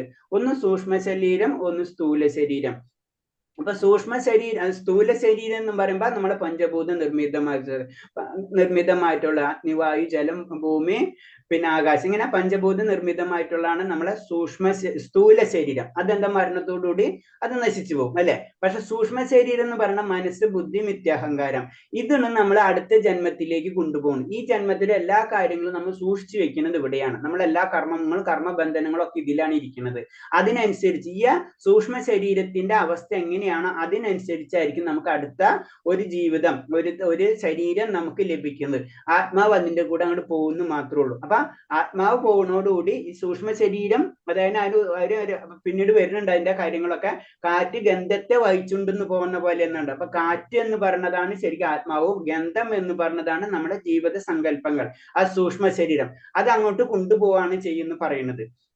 ഋഷികേശൻ അഥവാ ഇന്ദ്രിയങ്ങൾക്ക് അധിപനാണ് ഭഗവാൻ. അപ്പൊ നമ്മൾ ചെയ്യേണ്ടത് നമ്മളെ ഇന്ദ്രിയങ്ങളെ സന്തോഷിപ്പിക്കുകയല്ല വേണ്ടത്, ഭഗവാനെ സന്തോഷിക്കുമ്പോൾ നമ്മൾ ഇന്ദ്രിയങ്ങൾ സന്തോഷിക്കപ്പെടും. അതാണ് ഭഗവാൻ ഋഷികേശൻ എന്ന് പറഞ്ഞത്. അപ്പൊ അത് ഇന്ദ്രിയങ്ങളെ കൺട്രോൾ ചെയ്യുന്നത് ഭഗവാനാണ്. അപ്പൊ ഭഗവാനെ സന്തോഷിക്കുമ്പോൾ ഇന്ദ്രിയങ്ങളും സന്തോഷിക്കും. അതാണ്. അപ്പൊ ഇന്ദ്രിയങ്ങൾ സന്തോഷിക്കുമ്പോൾ നമ്മളും സന്തോഷിക്കപ്പെടും. അതാണ് ഭഗവാന്റെ കാരുണ്യങ്ങൾ, ഭഗവാന്റെ ഭക്തിയുത സേവനങ്ങൾ നമ്മൾ ചെയ്ത് അത് ഒറ്റയടിക്കൊന്നും പറ്റുന്നില്ല. പതുക്കെ പതുക്കെ നമുക്ക് അതിലേക്ക് ആ സാധന ഭക്തിയിലൂടെ നമ്മൾ കടക്കണം. അടുത്ത ശ്ലോകം. തദ്വിദോ മഹാബാഹോ ഗുണകർമ്മ വിഭാഗയോ ഗുണഗുണേഷു വർത്തന്ത ഇതി മത്തോ ന സജ്ജതേ. പരമസത്യം ഗ്രഹിച്ച ഒരാൾ ഭക്തിഭരിതമായ പ്രവൃത്തിയും ബലകാംക്ഷയോടെ ചെയ്യുന്ന കർമ്മവും തമ്മിലുള്ള വ്യത്യാസം നന്നായി അറിയുന്നു. അതുകൊണ്ട് അയാളുടെ മനസ്സ് ഇന്ദ്രിയങ്ങളിലോ അവയ്ക്ക് വേണ്ട ഭോഗങ്ങളിലോ വ്യാപരിക്കുന്നില്ല. പരമസത്യം ഗ്രഹിച്ച വ്യക്തി, അപ്പൊ എന്താണ് ഒരു ഭക്തൻ എന്ന് നമുക്ക് വേണേ, അർജുനനെ പോലെ തന്നെ. അങ്ങനത്തെ വ്യക്തി എന്താണ്? ബലകാംക്ഷയുടെ കർമ്മം, നമ്മൾ എന്തൊരു കർമ്മം ചെയ്യുമ്പോഴും ബലം പ്രതീക്ഷിക്കുന്നില്ല. പിന്നെ അതേപോലെ ഇന്ദ്രിയങ്ങളോടായിട്ട് ബന്ധപ്പെട്ടിട്ടുള്ള ഭോഗങ്ങൾ, അതായത് ആഗ്രഹങ്ങൾ, ഇതിനൊന്നും വ്യാപരിക്കില്ല എന്നാണ് പറയുന്നത്. അപ്പൊ അൾട്ടിമേറ്റ് ഒരു ഭക്തനായി മാറാം. അതാണ് എല്ലാത്തിലും കൂടി ഇൻഡയറക്റ്റ് ആയിട്ട് പറഞ്ഞു വരുന്നത്. നിരപേക്ഷ സത്യം അറിഞ്ഞവന് ഭൗതികമായി ബന്ധപ്പെടുത്തുകൊണ്ടുള്ള തന്റെ കുഴപ്പം പിടിച്ച അവസ്ഥ നന്നായിട്ട് അറിയാം. കാരണം നമുക്ക് എന്തുകൊണ്ട് ഒരു സത്യമല്ല, നമ്മൾ നിരപേക്ഷ സത്യം ഭഗവാൻ അറിഞ്ഞു കഴിഞ്ഞാൽ, അല്ലെങ്കിൽ പരമസത്യം, അല്ലെങ്കിൽ നമ്മുടെ ജീവാത്മാവ് എന്താണെന്ന് നമുക്ക് മനസ്സിലായി കഴിഞ്ഞാൽ, നമ്മൾ എന്തുകൊണ്ടാണ് ഈ ഭൗതിക ലോകത്തിൽ വന്നതെന്നും നമ്മൾ എന്തുകൊണ്ടാണ് ഈ ശരീരം നമുക്ക് ലഭിച്ചതെന്നും ആ വ്യക്തിക്ക് മനസ്സിലാവും. അതാണ്. അപ്പൊ ആ അവസ്ഥ മനസ്സിലായി കഴിഞ്ഞാൽ അതിനനുസരിച്ച് ആ വ്യക്തി പ്രവർത്തിക്കാൻ തുടങ്ങും. സച്ചിദാനന്ദ സ്വരൂപനായ പരമപുരുഷന്റെ ഒരംശമാണ് തന്റെ വ്യക്തിത്വം എന്ന് അയാൾ മനസ്സിലാക്കുന്നു. അപ്പൊ ഞാൻ എന്ന് പറയുന്നത് ഭഗവാന്റെ ഒരു അംശം, മാമേവ വിശ്വ ജീവലോക എന്നുണ്ട്, ഭഗവാന്റെ ഒരു അംശമാണെന്ന് ഭഗവാൻ പറഞ്ഞിട്ടുണ്ട് നമ്മളെല്ലാവരും. അപ്പൊ ഒരംശമാണ്. അപ്പൊ അവിടെ എന്താണ്? ഭഗവാന്റെ സച്ചിദാനന്ദ സ്വരൂപനാണ് അല്ലെ. അപ്പൊ എന്താണ്? ആനന്ദം, ജ്ഞാനം, ശാശ്വതം, അങ്ങനെ 3 ശക്തികൾ, 3 ലെവലാണ് പറഞ്ഞത്. സ്വരൂപനാണ്, സച്ചിദാനന്ദ വിഗ്രഹ. അപ്പൊ ഒരു രൂപമുണ്ട് അതിന്, മനസ്സിലായി? അതാണ് സച്ചിദാനന്ദ വിഗ്രഹ എന്ന് പറഞ്ഞത്. അപ്പൊ ഭഗവാന് ഒരു രൂപമുണ്ട്. ആ രൂപത്തിൽ എന്താണ്? ശാശ്വതമായിട്ടൊരു രൂപമാണ്. അതാണ് ജ്ഞാനം, പരിപൂർണമായ ജ്ഞാനം, പരിപൂർണമായ ആനന്ദം. അതിന്റെ ഒരു അംശമാണ് ഞാൻ. അപ്പൊ ഞാനും അതേപോലെ തന്നെയാണ്. അത് ആ വ്യക്തി ആ സമയത്ത് മനസ്സിലാക്കിയിരിക്കും. തന്റെ ഭൗതിക ജീവാവസ്ഥ തികച്ചും ഭഗവാന്റെ നിയന്ത്രണത്തിന് അധീനമാണെന്ന് അറിയാവുന്നത് കൊണ്ട് ഭൗതിക പ്രതിപ്രവർത്തനം ഒരിക്കലും അയാൾ അലട്ടാറില്ല. അത് ഈശ്വര അനുഗ്രഹമായി കരുതുന്നു.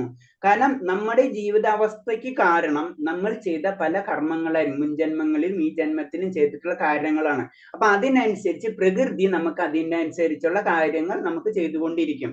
അപ്പൊ അത് കാരണം കൊണ്ട് അത് ആ വ്യക്തിക്ക് അറിയാൻ കഴിയും ആ സത്യം എന്താണെന്നും, എനിക്ക് വരാൻ പോകുന്ന കാര്യങ്ങൾ എന്താണെന്നും അത് എന്തുകൊണ്ട് വരുന്നതും എനിക്ക് മനസ്സിലാക്കുന്ന ഒരു അവസ്ഥ എത്തും. അതെന്താണ്? ലാസ്റ്റ് മനസ്സിലാകും, അത് ഈശ്വര അനുഗ്രഹമാണ്. കാരണം ഞാൻ അത്രയും വലിയ കാര്യങ്ങളാണ് ചെയ്തിട്ടുള്ളത്, പക്ഷെ എനിക്ക് അത് അത്രയും കിട്ടില്ലല്ലോ എന്നുള്ള കാര്യങ്ങൾ മനസ്സിലാവും. കാരണം നമ്മൾ അപ്പോഴേക്കും ഭക്തിയിലേക്ക് പൂർണ്ണ അവസ്ഥയിലേക്ക് നമ്മൾ എത്തിയിട്ടുണ്ടാവും. പരമസത്യം, ബ്രഹ്മം, പരമാത്മ, ഭഗവാൻ എന്നിങ്ങനെ 3 ഭാവങ്ങൾ അറിയുന്നവനായിട്ട് തത്വിത് എന്ന് ശ്രീമദ് ഭാഗവതം പറയുന്നു. അതായത് നമ്മൾ 3 തരം സാക്ഷാത്കാരത്തെ പറ്റിയാണ് പറഞ്ഞത്. ഒന്ന് ബ്രഹ്മ സാക്ഷാത്കാരം, ഒന്ന് പരമാത്മാ സാക്ഷാത്കാരം, ഭഗവാൻ സാക്ഷാത്കാരം. അപ്പൊ ഫസ്റ്റ് ലെവൽ ബ്രഹ്മജ്യോതി എന്ന് പറഞ്ഞത് ഭഗവാന്റെ പ്രകാശം നമുക്ക് വേണമെങ്കിൽ പറയാം, അല്ലെങ്കിൽ ഭഗവാന്റെ ബ്രഹ്മലോകം, ഭഗവാന്റെ ലോകം, ആ ലോകത്തിലേക്കുള്ള ഫസ്റ്റ് ലെവല്, അതാണ് ബ്രഹ്മം എന്ന് പറഞ്ഞു. പിന്നെ പരമാത്മാവ്, അതിനുള്ളിലുള്ള ചതുർഭുജ രൂപമായിട്ടുള്ള ഭഗവാനെയാണ് പരമാത്മാവ് എന്ന് പറയുന്നത്. ദ്വിഭുജ രൂപമായിട്ടുള്ള ഭഗവാൻ, ശ്യാമസുന്ദര രൂപമാണ് ഭഗവാന്റെ അസലി രൂപം, അതാണ് ഭഗവാൻ സാക്ഷാത്കാരം എന്ന് പറഞ്ഞു. അങ്ങനെ 3 തരം സാക്ഷാത്കാരങ്ങളുണ്ട്. അതിനെപ്പറ്റി അറിയുന്നവൻ തത്വിത് എന്ന് പറയുന്നു. അതിനെപ്പറ്റി പറയുന്നതിനാണ് തത്വിത് എന്ന് പറയുന്നത്. അത് തന്നെ പറയുമ്പോൾ ഓം തത്വിത് എന്നാണ് പറയാ. അത് ലാസ്റ്റ് അധ്യായത്തിൽ ഡീറ്റെയിൽ ആയിട്ട് പറയാ. അപ്പൊ അത് നമുക്ക് സംസാരിക്കാം അതിനെപ്പറ്റി. അടുത്ത ശ്ലോകം. പ്രകൃതി ഗുണസമ്മൂഢ യജതേ ഗുണകർമ്മസു താന കൃഷ്ണവിദോ മന്ദാൻ കൃഷ്ണോ വിഘ്ന വിചാലതേ. പ്രകൃതിയുടെ ത്രിഗുണങ്ങളാ മോഹിതരായ അജ്ഞാനികൾ ഭൗതിക കർമ്മങ്ങളിൽ വ്യാപൃതരാകും. തന്മൂലം അവയിൽ ആസക്തരാകുകയും അറിവില്ലായ്മ കൊണ്ട് അധമായ പ്രവർത്തികൾ ഏർപ്പെട്ട് അവരെ അഭിജ്ഞാത്മ വിഭുഷരാക്കരുത്. അപ്പൊ ഇതേപോലെ തന്നെ ഇപ്പൊ ഇതിൽ കണ്ടിരിക്കുമ്പോ ഇതിൽ ഫോട്ടോ കാണുമ്പോ തന്നെ ശ്രദ്ധിക്കുക അല്ലെ. അതാണ് ജീവിതം എന്ന് വെച്ച് ചിന്തിച്ചു കൊണ്ടിരിക്കണാണ്. അതാണ് അത് പറയുന്നത്. പ്രകൃതിയുടെ ത്രിഗുണങ്ങളാൽ മോഹിതരായ അജ്ഞാനികൾ ഭൗതിക കർമ്മങ്ങളിൽ വ്യാപൃതരാകുന്നു, തന്മൂലം അവയിൽ ആസക്തരാകുകയും ചെയ്യുന്നു. അപ്പൊ എന്താണ് നമ്മള് ഭൗതിക ചുറ്റുപാട് ഞാൻ പറഞ്ഞ സിമ്പിൾ ആയിട്ട് അഡ്വർടൈസ്മെന്റ് നോക്കിയാൽ മതി, അതിന് നമ്മൾ ആകൃഷ്ടരാകും, അതിനുവേണ്ടി നമ്മുടെ സമയവും നമ്മളെ പൈസയും ചെലവാക്കും. ഇതുപോലെയാണ് ത്രിഗുണങ്ങള്. അങ്ങനെ അതിൽ ആസക്തരായി ചെയ്യുന്നു. ശരീരബോധത്തോടെ അത്യന്തം ആകർഷണനായ ഒരാൾ മന്ദൻ അഥവാ ആത്മാവിനെ കുറിച്ച് ബോധമില്ലാത്ത ഒരലസൻ എന്നറിയപ്പെടുന്നു. അപ്പൊ എന്താണ്, ഇതല്ലാതെ ശരീരത്തിന്റെ ഒരു ആവശ്യമാണ്, നമ്മുടെ ആവശ്യമല്ല. ആത്മാവ് എന്താണ്, സച്ചിദാനന്ദമാണ്, അല്ല പരമാനന്ദമാണ്. അപ്പൊ ആനന്ദത്തിൽ ഇരിക്കുന്ന ഒരാൾക്ക് വേറൊരു ആനന്ദത്തിന്റെ ആവശ്യമില്ല. പിന്നെ ആർക്കാണ് ആവശ്യം? അത് ശരീരത്തിന്റെ ആവശ്യമാണ്. ആ സത്യം ആ വ്യക്തിക്ക് മനസ്സിലാവുന്നില്ല. അതിനാണ് ആ വ്യക്തിയെ ബോധമില്ലാത്തവൻ അല്ലെങ്കിൽ അലസൻ എന്ന് പറയുന്നത്. ആത്മസാക്ഷാത്കാരം എന്നത് ഒരു കെട്ടുകഥയാണ്. ആർക്ക്? ഭൗതികവാദികൾക്ക്. ഭൗതികവാദികളെ സംബന്ധിച്ച് ആത്മാവ് തന്നെ ഇല്ലാന്ന് വിശ്വസിക്കുന്നവർക്ക് ആത്മസാക്ഷാത്കാരത്തിനെ പറ്റി എന്തറിയാന്ന് അവര് പറഞ്ഞ അതൊരു കെട്ടുകഥയാണെന്ന് അവര് പറയാം. ആത്മീയ ജീവിതത്തെ കുറിച്ച് അറിവ് നേടിയവർ ഇപ്രകാരം ഭൗതികതയിൽ മുഴുകിയവരെ വഴി മാറ്റാൻ ശ്രമിക്കരുത്. തങ്ങളുടെ അധ്യാത്മ പ്രവർത്തനം നിശബ്ദം തുടർന്ന് പോകണം. അപ്പൊ എന്താണ്, നമുക്ക് അറിവ് നേടിയവർ ആത്മീയമായിട്ട് സത്യം മനസ്സിലാക്കി ഇങ്ങനെ വളരെ അധികം ഭൗതിക ആസക്തിയിൽ ജീവിക്കുന്ന വ്യക്തികളെ പെട്ടെന്ന് നമുക്ക് മാറ്റിയെടുക്കാൻ കഴിയില്ല, അല്ലെങ്കിൽ അതിന് പോകരുത് എന്നാണ് പറയുന്നത്. അവര് അവിടെ നടക്കട്ടെ, അവർക്ക് സമയമാകുമ്പോൾ അവരെത്തും എന്ന രീതിയിൽ നമ്മൾ ചിന്തിക്കുക. അതിന് ഞാൻ പറഞ്ഞ ഇപ്പൊ നമ്മളെ വീട്ടിലായാലും ചിലപ്പോൾ മാതാജിമാരായിരിക്കും കൃഷ്ണബോധത്തിൽ ഇൻട്രസ്റ്റ് ഉണ്ടാവും, ചിലപ്പോൾ പ്രഭുക്കന്മാരായിരിക്കും നമ്മൾ ഞാൻ ചെയ്യുന്നുണ്ടല്ലോ നിങ്ങൾ ചെയ്യുന്നില്ല, അതൊന്നും നമ്മളൊന്ന് ഡിസ്കസ് ചെയ്യേണ്ട ആവശ്യമില്ല. ഓരോരുത്തർക്കും ഓരോ ലെവലുണ്ട്. കാരണം അവർ കഴിഞ്ഞ ജന്മത്തിൽ അല്ലെങ്കിൽ നമ്മൾ കഴിഞ്ഞ ജന്മത്തിൽ എന്ത് ചെയ്തെന്ന് നമുക്കറിയില്ല. അതിനനുസരിച്ചായിരിക്കും കാര്യങ്ങൾ പോകുന്നത്. മനുഷ്യവർഗത്തിന് അത്യാവശ്യമാണ് കൃഷ്ണബോധ പ്രവർത്തനം. കാരണം എന്ന് വെച്ചാൽ നമുക്ക് ഒരു മനുഷ്യ ജന്മം കിട്ടുന്നത് തന്നെ അറിയില്ല, എത്ര വർഷം 84 ലക്ഷം ജന്മങ്ങൾക്ക് ശേഷമാണ് മനുഷ്യ ജന്മം കിട്ടുന്നത് തന്നെ. അപ്പൊ അത്രയും ഇമ്പോർട്ടൻസ് ആണ് നമുക്കൊരു മനുഷ്യ ജന്മം. അപ്പൊ അതിൽ തന്നെ ഏറ്റവും നമുക്ക് മൗലികമായിട്ടുള്ള കർത്തവ്യങ്ങളിൽ വരുന്നതാണ്. നമുക്കറിയാം നമുക്ക് ചില മൗലികമായ അവകാശം എന്ന് പറഞ്ഞപ്പോൾ മൗലികമായ കർത്തവ്യങ്ങളുണ്ട് അല്ലെ. ആ കർത്തവ്യത്തിൽ വരുന്നതാണ് കൃഷ്ണബോധം. നമ്മളെ ആത്മാവിനെ നമ്മളിപ്പോ എന്താ ചെയ്യണത്, ശരീരത്തിനെ സന്തോഷിപ്പിക്കേണ്ട കാര്യങ്ങളാണ് നമ്മളല്ലേ. ശരീരം പുഷ്ടിപ്പെടുത്തണം, ശരീരം ശക്തി ഉണ്ടാക്കണം, അങ്ങനെ പല കാര്യം ശരീരമായിട്ടുള്ള ബന്ധങ്ങളാണ് നമ്മളെല്ലാം ചെയ്യുന്നത്. പക്ഷെ എന്താ പറഞ്ഞ ആത്മാവിനും വേണ്ടി കുറെ കാര്യങ്ങൾ നമ്മൾ ചെയ്യണം. അതിൽ ഏറ്റവും ഇമ്പോർട്ടന്റ് ആണ് കൃഷ്ണബോധ പ്രവർത്തനം. പിന്നെ അടുത്ത ശ്ലോകം, മയി സർവാണി കർമാണി സന്യാസാത്മചേതസാ നിരീശാ നിർമ്മലോ ബുദ്ധോ യുദ്ധസ്യ വിഗതജ്വരം. അതുകൊണ്ടല്ലേ അർജുന, നിന്റെ കർമ്മങ്ങളായി എനിക്ക് അർപ്പിച്ചുകൊണ്ട് എന്നെ കുറിച്ചുള്ള പൂർണ്ണജ്ഞാനത്തോടെ ലാഭിച്ച് ഉടമകാവകാശം ബോധമോ അലസതയോ കൂടാതെ യുദ്ധം ചെയ്യൂ. അപ്പൊ കർമ്മയോഗം എന്താണെന്നാണ് അതിൽ കൂടെ ഒന്നുകൂടെ ഭഗവാൻ വിശദീകരിക്കുന്നത്. കാരണം എന്താ ചെയ്യേണ്ടത്, നിന്റെ കർത്തവ്യം അത് എനിക്കായിട്ട് അർപ്പിക്കുക, അത്രേ ഉള്ളൂ. കാരണം നീ യുദ്ധത്തിന് വേണ്ടി മാത്രം യുദ്ധം ചെയ്യുക. തന്റെ കർത്തവ്യം നിറവേറ്റാൻ വേണ്ടി ഒരാൾ തികഞ്ഞ കൃഷ്ണബോധം ഇരിക്കണം. ഇത് ഭഗവാൻ നിർദ്ദേശിക്കുന്നു. അപ്പൊ കൃഷ്ണബോധം ഉള്ള വ്യക്തികൾക്ക് മാത്രമേ ശരിക്കും കർമ്മയോഗം ചെയ്യാൻ കഴിയുള്ളൂ. അല്ലാത്ത വ്യക്തികൾക്ക് അത് പെട്ടെന്ന് കഴിയില്ല. കൃഷ്ണനെ ആശ്രയിച്ചുകൊണ്ട് തന്നെ ചുമതല നിറവേറ്റണം. ജീവാത്മാവിന്റെ മൂലസ്വരൂപമാണ് ഈ ആശ്രിതത്വം. നമ്മളെല്ലാവരും ഇൻഡയറക്റ്റ് ആയിട്ട് നോക്കിക്കഴിഞ്ഞാൽ നമ്മളെല്ലാവരും ഒരാളെ ഡിപ്പെൻഡ് ചെയ്തിരിക്കും, അല്ലെങ്കിൽ ഒരാളെ നമ്മൾ ആശ്രയിച്ചു കൊണ്ടിരിക്കും അല്ലെ. നമുക്ക് ഇൻഡിപെൻഡന്റ് ആയിട്ട് പറ്റില്ല. നമ്മൾ അച്ഛനെങ്കിൽ അമ്മനെ അങ്ങനെ ഇൻഡയറക്റ്റ് എല്ലാവരും ജോലിക്ക് പോകണമെങ്കിൽ നമ്മളെ ബോസ് ഉണ്ടാവും, താഴത്തെ ആൾക്കാരുണ്ടാവും, മുകളിലെ ആൾക്കാരുണ്ടാവും. രണ്ട് സൈഡിലും നമ്മളെ ആൾക്കാർ എപ്പോഴും ഉണ്ടാവും. പക്ഷെ ഭഗവാന്റെ മുകളിലില്ല, ഭഗവാന്റെ താഴെയാണ് എല്ലാതും. അപ്പൊ അതാണ് നമ്മൾ എപ്പോഴും നമ്മുടെ മൂലസ്വരൂപം എന്ന് പറയുന്നത് എന്താണ്, ആശ്രിതത്വമാണ്. ആരെ? ഭഗവാനെ ആശ്രയിച്ചിരിക്കുക എന്നാണ്. അത് നമ്മുടെ ജീവിതത്തിൽ നമ്മൾ ശ്രദ്ധിച്ചാലേ നമ്മളെപ്പോഴും ഡിപ്പെൻഡഡാ. എല്ലാവരും ഡിപ്പെൻഡ് ചെയ്തിരിക്കുന്ന ഒരു അവസ്ഥ. നമുക്ക് ഒരിക്കലും ഇൻഡിപെൻഡന്റ് ആവാൻ കഴിയില്ല. ആർക്ക് പറ്റും? പ്രൈം മിനിസ്റ്റർക്ക് പറ്റുമോ? ഏറ്റവും വലുത് ഇപ്പൊ പ്രൈം മിനിസ്റ്റർ ആണ്. പ്രൈം മിനിസ്റ്റർക്ക് പറ്റുമോ? പ്രൈം മിനിസ്റ്റർ ആരൊക്കെയാണ്? സാധാരണ ജനങ്ങളെ ഡിപ്പെൻഡ് ആണ് അല്ലെ. അപ്പൊ അങ്ങനെയാണ് പറഞ്ഞത്, എല്ലാവരും ഡിപ്പെൻഡ് ആണ്. അപ്പൊ നമ്മുടെ മൂലസ്വരൂപം തന്നെ ഡിപ്പെൻഡ് ആണ്. അപ്പൊ അത് ആരിനെ ആശ്രയിക്കേണ്ടത്? ഭഗവാനെ ആശ്രയിച്ചിരിക്കണം. ഒരു സൈന്യാധിപനെ പോലെ ശ്രീകൃഷ്ണൻ അർജുനോട് യുദ്ധം ചെയ്യാൻ ആജ്ഞാപിക്കണം. ഭഗവാന്റെ പ്രീതിക്ക് ഒരാൾ എല്ലാതും ത്യജിക്കണം. അത് കർമ്മയോഗം. അല്ലെങ്കിൽ ആ ലെവലിലേക്ക് ചിന്തിക്കും. ഭഗവാനാണ് ധർമ്മത്വ സാക്ഷാൽ ഭഗവത് പ്രണീത് എന്ന് പറയുന്ന പോലെ ഭഗവാൻ എന്ത് പറയണം അത് നമ്മൾ ചെയ്യാന്ന് മാത്രമേ ഉള്ളൂ. അതിന് ഭഗവാൻ പറഞ്ഞ കാര്യങ്ങൾ നമ്മൾ അക്ഷരം പ്രതി അതനുസരിക്കാന്ന് മാത്രമേ ഉള്ളൂ. അതുകൊണ്ട് അതിന് ഏറ്റവും ഉദാഹരണം ഭീമസേന എന്ന് പറയുന്നത്. ഭീമസേന എന്താ പറഞ്ഞത്? ഭഗവാനോട് നമുക്കറിയാം, ദുര്യോധനന്റെ യുദ്ധത്തില് ഭീമസേനോട് ഭഗവാൻ പറഞ്ഞിട്ടുണ്ട്, നീ ദുര്യോധനന്റെ തുടക്കി അടിച്ച് തന്നെ കൊല്ലുക. കാരണം തുടക്കി അടിക്കുക എന്നുള്ളത് ശരിക്കും ഗദയുദ്ധത്തിൽ പാടില്ല. പക്ഷെ കാരണം ദുര്യോധന അതിന് വേണ്ടിയിട്ടുള്ള ടാക്ടീസ് ആണ് ചെയ്തിട്ടുണ്ടായിരുന്നത്. അപ്പൊ നീ അതേ പരിപാടി തന്നെ അങ്ങോട്ട് ചെയ്യാം. അങ്ങനെയാണ്. അപ്പൊ ശരിക്കും ഭീമസേനൻ ചിന്തിക്കുന്നുണ്ട്. ഭഗവാൻ ഇത് ഭീമസേന ചിന്തിക്കണേ ഇല്ല. ഭഗവാൻ പറഞ്ഞ അതുപോലെ അങ്ങോട്ട് ചെയ്യാണ് ചെയ്യുന്നത്. പക്ഷെ നമ്മളെ ചിന്താഗതി ഭഗവാൻ പറഞ്ഞ് തെറ്റെന്ന് തോന്നും. അതാണ് പറയുന്നത്, ഭഗവാൻ പറയേണ്ടതാണ് ശരി, അതിന്റെ അപ്പുറം നമുക്ക് കടക്കേണ്ട ആവശ്യമില്ല.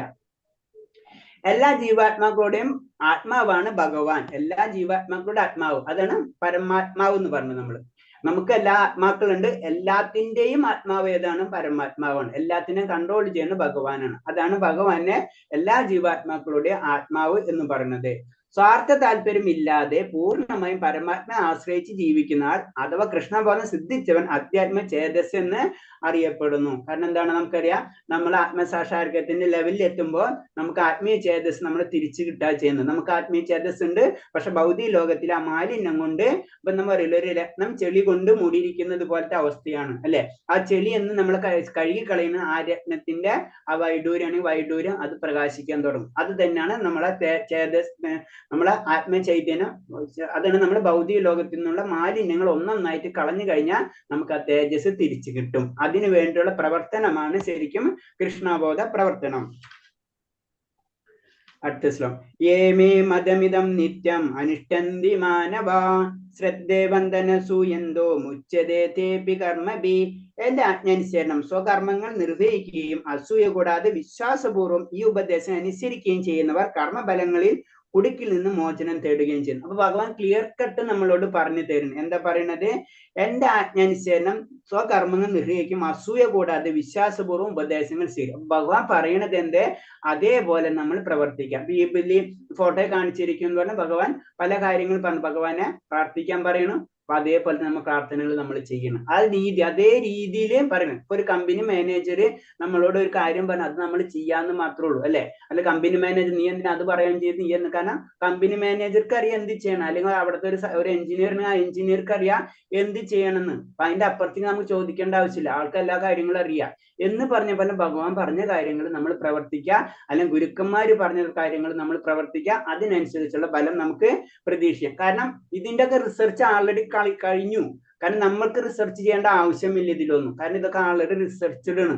പിന്നെ ഭൗതികമായിട്ട് നമ്മൾ പല രീതിയിലും റിസർച്ചുകൾ നടന്നുകൊണ്ടിരിക്കുന്നു.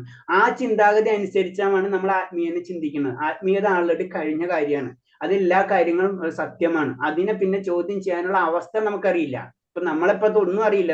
നമുക്കൊരു പറയില്ലേ, കലിയുഗത്തിൽ നമുക്ക് ഓർമ്മ ഉണ്ടാവില്ല. അല്പായുസാണ്. ഈ അല്പായുസിനുള്ളിൽ ഇത്തരം ഗ്രന്ഥങ്ങളൊക്കെ വായിച്ചു തീർക്കുക, അതിന്റെ മീനിങ് മനസ്സിലാക്കുക, ഇതൊന്നും പറ്റില്ല. അല്പായുസുകളാണ് നമ്മളെല്ലാം. മന്ദഭാഗ്യ മന്ദസുമന്തോ എന്ന് പറയുന്നത്. ഒട്ടും നമുക്ക് ഭാഗ്യമില്ലാത്തവരാണ്, വഴക്കാളികളാണ് എന്നൊക്കെയാണ് പറയുന്നത്. അപ്പൊ ഒരിക്കലും നമുക്ക് ഈ ചെറിയ ഒരു അല്പായുസ് കൊണ്ട് ഇത്രയും വലിയൊരു സത്യത്തെ നമുക്ക് വിശകലനം ചെയ്ത് പഠിക്കാൻ കഴിയില്ല. ആ സത്യം പല ഗുരുക്കന്മാരും ആ ലെവലിലുള്ള ഭഗവാൻ തന്നെ നമുക്ക് അത് തന്നിട്ടുള്ളതാണ്. അത് നമ്മൾ ഫോളോ ചെയ്യുക, അത് മാത്രമാണ് പറയുന്നത്. എന്റെ ആജ്ഞാനുസരണം സ്വകർമ്മങ്ങൾ നിർവഹിക്കുക. ഭഗവാന്റെ ആജ്ഞ എന്ന് പറയുന്നത് വേദങ്ങളാണ്. അത് നമുക്കറിയാം. വേദങ്ങളിൽ കൂടിയാണ് ഭഗവാൻ ഇക്കാര്യങ്ങളെല്ലാം പറഞ്ഞു തന്നിട്ടുള്ളത്. ഭഗവാൻ കൃഷ്ണന്റെ കൽപ്പന വൈദിക ജ്ഞാനത്തിന്റെയും സാരസത്യമാണ്. അതിൽ എല്ലാം ശാശ്വത സത്യമാണ്. അതാണ് പറഞ്ഞ വൈദിക ജ്ഞാനം എന്ന് പറയുന്നത് ഭഗവാന്റെ കൽപ്പനയാണ്. അതെല്ലാതും ശാശ്വതമായിട്ടുള്ള സത്യമാണ്. അതിനെ പിന്നെ നമ്മൾ ക്വസ്റ്റ്യൻ ചെയ്യേണ്ട ആവശ്യമില്ല. ക്വസ്റ്റ്യൻ ചെയ്യാൻ നമ്മൾ അത്തരം ക്വാളിറ്റി വരുന്നത്, നമ്മൾക്ക് അങ്ങനത്തെ ക്വാളിറ്റി ഇല്ല. വേദങ്ങൾ ശാശ്വതങ്ങളാണ്. അതുപോലെ കൃഷ്ണബോധം എന്ന സത്യവും ശാശ്വതമാണ്.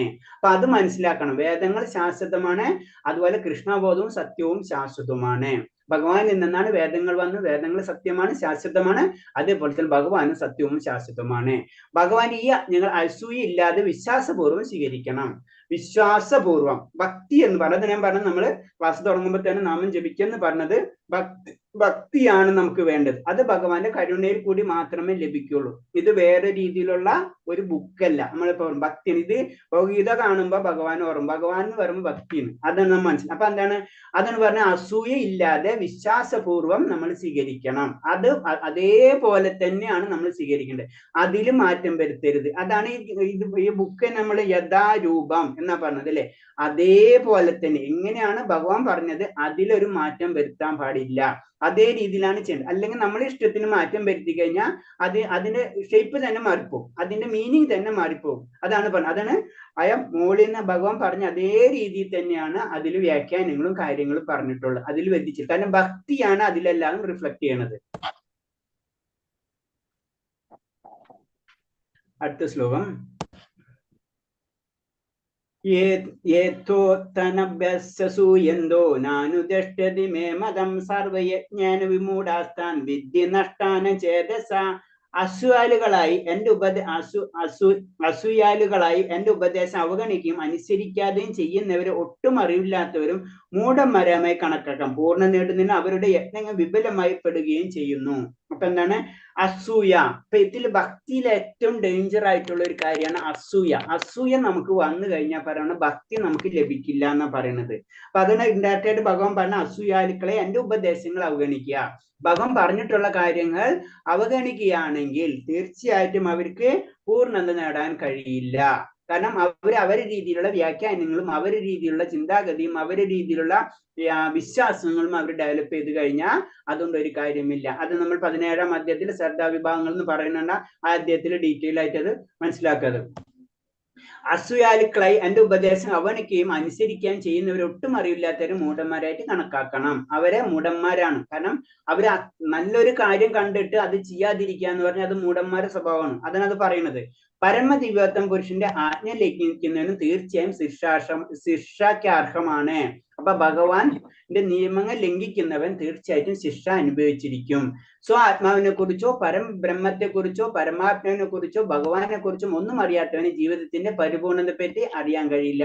ഞാൻ എന്താണ്, പരമാത്മാവ് എന്താണ്, ഭഗവാൻ എന്താണ്, ഇതൊന്നും അറിയാൻ ശ്രമിക്കാത്തവര്. അതാണ് നമ്മുടെ ജീവിതത്തിൽ ഏറ്റവും കൂടുതൽ. നമ്മുടെ ഭൗതിക ലോകത്തിൽ അതിനൊന്നും സമയമില്ല അല്ലെ. നമുക്ക് ഭൗതികമായിട്ടുള്ള കാര്യങ്ങൾ ചെയ്യാൻ മാത്രമേ നമുക്ക് സമയമുള്ളൂ. അങ്ങനെ അതിനെപ്പറ്റി ചിന്തിക്കാത്തവർക്ക്, അതിനെപ്പറ്റി അറിയാത്തവർക്ക് ജീവിതത്തിൽ പരിപൂർണത നേടാൻ കഴിയില്ല. അവർക്ക് ഒരിക്കലും ആനന്ദം എന്താണെന്നും കൂടെ അറിയില്ല. പിന്നല്ല അനുഭവിക്കുന്നത് ആനന്ദം. അതിൽ ഭഗവാൻ എന്താണെന്ന് അറിഞ്ഞാലല്ലേ ഭഗവാനെ നമുക്ക് സമർപ്പണം നടത്തിയാൻ പറ്റുള്ളൂ. അപ്പൊ അതിന് പറഞ്ഞു, അങ്ങനെ അറിയാത്തവർക്ക് ജീവിതം പരിപൂർണത നേടാൻ കഴിയില്ല. അപ്പൊ ജീവിതത്തിന്റെ പരിപൂർണത എന്ന് പറഞ്ഞു കഴിഞ്ഞാൽ, മനുഷ്യ ജീവിതത്തിന്റെ പരിപൂർണത എന്ന് പറഞ്ഞു കഴിഞ്ഞാൽ ഭഗവാനിലുള്ള ആ സമർപ്പണം മാത്രമാണ്. ആനന്ദത്തിന് നമ്മൾ എല്ലാവരും ഭക്തി ചെയ്യണത് എന്താണ്? സത്യം പറഞ്ഞു കഴിഞ്ഞാൽ ആനന്ദത്തിന് വേണ്ടിയാണ്. എല്ലാവർക്കും വേണ്ടത് ആനന്ദം. ആ ആനന്ദം ഭൗതിക ലോകത്തിൽ നിന്ന് നമുക്ക് ലഭിക്കില്ല.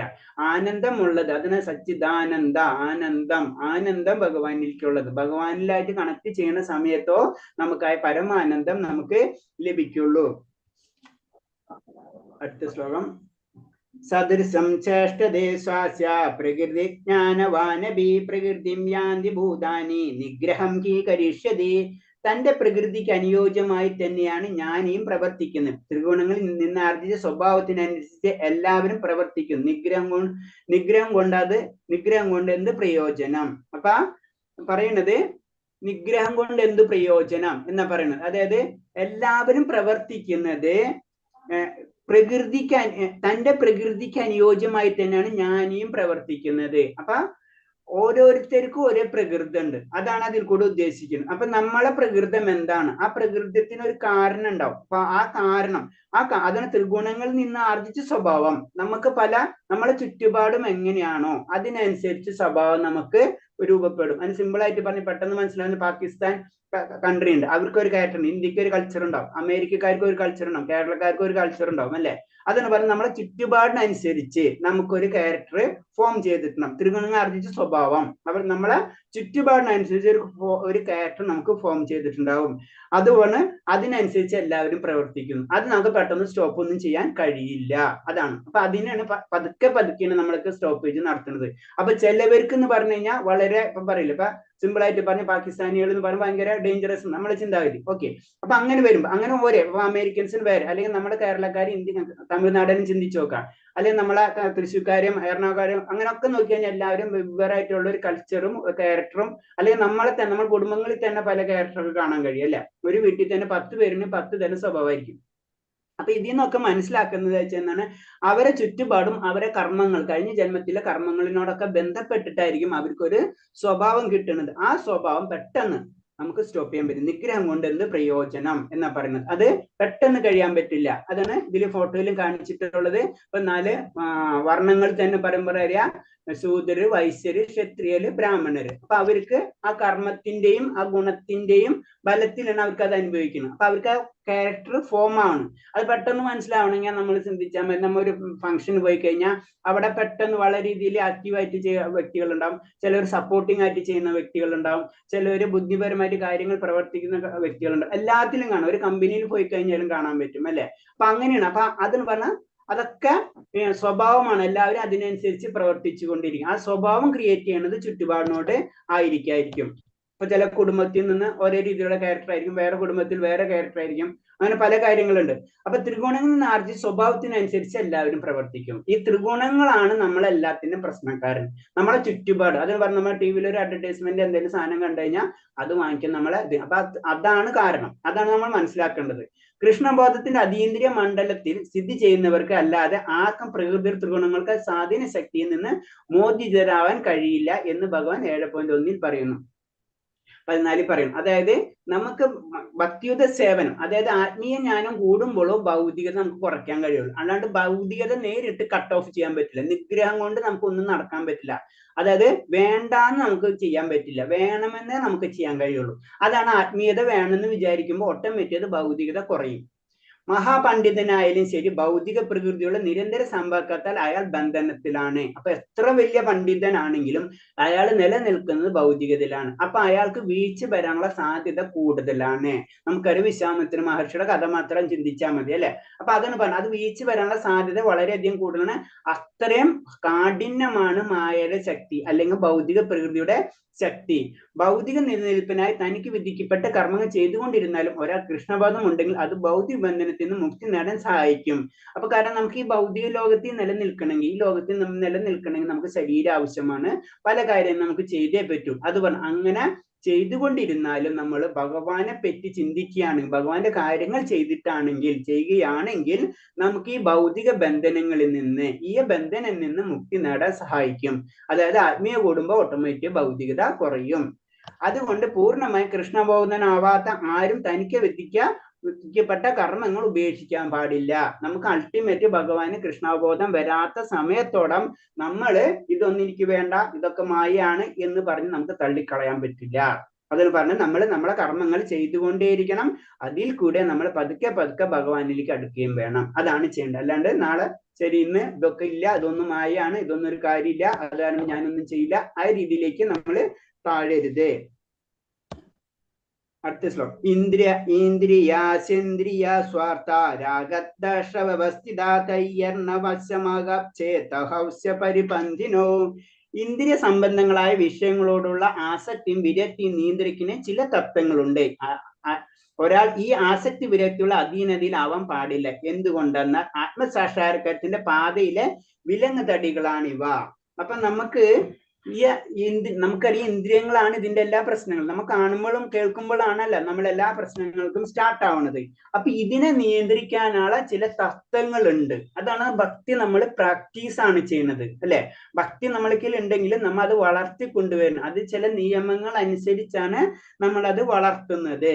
അപ്പൊ അങ്ങനെ വളർത്തിയെടുക്കുമ്പോൾ നമ്മൾ ആസക്തി വിരക്തി അതൊക്കെ നമുക്ക് മാറ്റാൻ കഴിയും. അതാണ് അതിന്റെ പ്രത്യേകത. എന്തുകൊണ്ടെന്ന് ആത്മസാക്ഷാത്കാരത്തിന്റെ പാതയിലെ വിലങ്ങ് തടികളാണ്. ഈ ആസക്തി ആയാലും വിരക്തി ആണെങ്കിലും നമുക്ക് പ്രശ്നക്കാരനാണ് ഇവർ രണ്ടുപേരും. അപ്പൊ ഇവരെ രണ്ടുപേരെയും നമ്മൾ എന്ത് ചെയ്യണം? പല നിയന്ത്രിക്കാനുള്ള ചില പദ്ധതികളുണ്ട്. ആ പദ്ധതി പ്രകാരം നമ്മൾ ഇതിനെ മാറ്റണം. ആ മാറ്റാനുള്ള പദ്ധതികളാണ് വൈദിക ഗ്രന്ഥങ്ങളിൽ പറഞ്ഞിട്ടുള്ളത്. അതാണ് ആത്മസാക്ഷാത്കാരത്തിന്റെ വഴി എന്ന് പറയുന്നത്. കൃഷ്ണബോധത്തിലുള്ളവർക്ക് ഭൗതിക ബോധത്തിൽ സ്വതേ ആസക്തി കുറയും. അതിനെ പറഞ്ഞു ഭൗതികത ആത്മീയത കൂടുമ്പോ ഓട്ടോമാറ്റിക്കായിട്ട് ഭൗതികത കുറയും, ആസക്തി നമ്മുടെ കുറയും. അതാണ് നമ്മൾ ചെയ്യേണ്ടത്. അല്ലാണ്ട് ഒറ്റയടിക്ക് നമുക്ക് നാളെ തൊട്ട് ഇത് വേണ്ട എന്ന് നമുക്ക് ചിന്തിക്കാൻ കഴിയില്ല. അത് പ്രവർത്തിക്കാൻ ബുദ്ധിമുട്ടാണ്. നമ്മൾ ആത്മീയത കൂട്ടാം. അനിയന്ത്രിതമായ വിഷയഭോഗം ഒരാളെ ഭൗതികമായ ബന്ധനത്തിൽ അകപ്പെടുത്തുന്നു. നമ്മ ആത്മീയത ഒന്നും ചെയ്യാണ്ട്, നമ്മൊന്നും വർക്ക് ചെയ്യാണ്ട് ഭൗതികത മാത്രം ചിന്തിച്ചു പോയിക്കൊണ്ടിരുന്നാൽ അത് പറയില്ലേ, കാട്ടുതീക്ക് തീ കൊടുത്ത പോലെയെന്ന് പറയും. കാട്ടുതീ പോലെയാണ്. കാരണം ആഗ്രഹങ്ങളുടെ ഒരു വല തന്നെ അങ്ങോട്ട് സ്റ്റാർട്ടാവും, ഒരെണ്ണം കഴിയുമ്പോൾ അടുത്തത് ഇങ്ങനെ വന്നുകൊണ്ടിരിക്കുന്ന പറയുന്നത്. അതാണ് ബന്ധനത്തിന്, ഒന്നിന്റെ മുകളിൽ ഒന്നിന്. അപ്പൊ ഭൗതിക ബന്ധനങ്ങൾ കൂടിക്കൊണ്ടിരിക്കുള്ളൂ. എപ്പോ നമ്മൾ ഭൗതികതയെ മാത്രം ആശ്രയിച്ചുകൊണ്ടിരുന്നാൽ ഭൗതിക ബന്ധനങ്ങൾ കൂടിക്കൊണ്ടിരിക്കും. നമ്മൾ മരണം വരെയും നമ്മളെ ബന്ധനങ്ങളിലുള്ളൂ. മരണസമയത്ത് നമുക്ക് ആഗ്രഹങ്ങൾ തീർന്നിട്ടുണ്ടാവില്ല. വൈദിക നിബന്ധനകൾ അനുസരിക്കുന്നവര് ഇന്ദ്രിയ വിഷയങ്ങൾ കീഴ്പ്പെടുത്താനാവില്ല. അതാണ് നമ്മൾ വൈദിക നിബന്ധനകൾ അനുസരിച്ചിരിക്കണം. വൈദിക നിയമ വേദങ്ങളിൽ പറഞ്ഞിട്ടുള്ളത് അല്ലെങ്കിൽ നമ്മളെ അനുഷ്ഠാനങ്ങൾ, ആചാരങ്ങൾ അതൊക്കെ കറക്റ്റായിട്ട് ഫോളോ ചെയ്യുകയാണെങ്കിൽ നമുക്ക് ഇന്ദ്രിയങ്ങളെ നിയന്ത്രിക്കാൻ കഴിയും. കൃഷ്ണബോധത്തോട് ആസക്തി, അത് പ്രേമപൂർവമായ ഭഗവത് സേവനം ഒരാളെ ഏത് വിധത്തിലുള്ള വൈശ്വിക പ്രവണതകളിൽ നിന്നും മുക്തനാകുന്നു. നമ്മൾ ഭക്തിയുത സേവനങ്ങൾ ചെയ്യുകയാണെങ്കിൽ, പ്രേമപൂർവ്വം ഭക്തിയുത സേവനങ്ങൾ ചെയ്യുകയാണെങ്കിൽ നമുക്ക് വൈഷ്ണീയ ഭൗതികമായിട്ടുള്ള കാര്യങ്ങളിൽ നിന്ന് പതുക്കെ പതുക്കെ മുക്തി ലഭിക്കും. കൃഷ്ണബോധത്തിൽ ഉന്നതതലം പൂക്കലാണ് എല്ലാ തരം വിഷയ വിരക്തിയുടെയും ഉദ്ദേശം. അപ്പൊ ഏറ്റവും നമ്മുടെ അൾട്ടിമേറ്റ് ലക്ഷ്യം എന്ന് പറഞ്ഞത് ഭഗവാന്റെ ലോകം അല്ലെങ്കിൽ ഭഗവാൻ സാക്ഷാത്കാരമാണ്.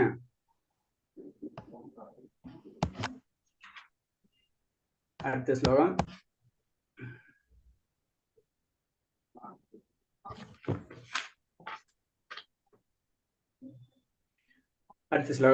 ശ്രേയാം സ്വധർമ്മ വിഗുണ പരധർമ്മ സനിഷ്ഠിത സ്വധർമ്മ നിധനം ശ്രേയ പരധർമ്മ ഭയാവഹം. തെറ്റോടുകൂടിയാണെങ്കിൽ പോലും തനിക്ക് വിധിക്കപ്പെട്ടുള്ള ചുമതല നിറവേറ്റിയാണ് അന്യയുടെ കർത്തവ്യങ്ങൾ ഭംഗിയായി നിർവഹിക്കുന്നതിനേക്കാൾ നല്ലത്. സ്വകൃത്യ നിർവഹണത്തിൽ നാശം സംഭവിക്കുന്നതും മറ്റുള്ള കർമ്മം ചെയ്യുന്നതിനേക്കാൾ ശ്രേയസ്കരം തന്നെ. അന്യരുടെ വഴി സ്വീകരിക്കുന്നത് ആപൽക്കരമാണ്. അപ്പൊ വളരെ സിമ്പിൾ ആണ്. നമുക്ക് വിധിക്കപ്പെട്ടിട്ടുള്ള കർമ്മങ്ങൾ നമ്മൾ ചെയ്യാം, മറ്റുള്ളവരുടെ കർമ്മത്തിൽ നമ്മൾ ഇടപെടാതിരിക്കുക.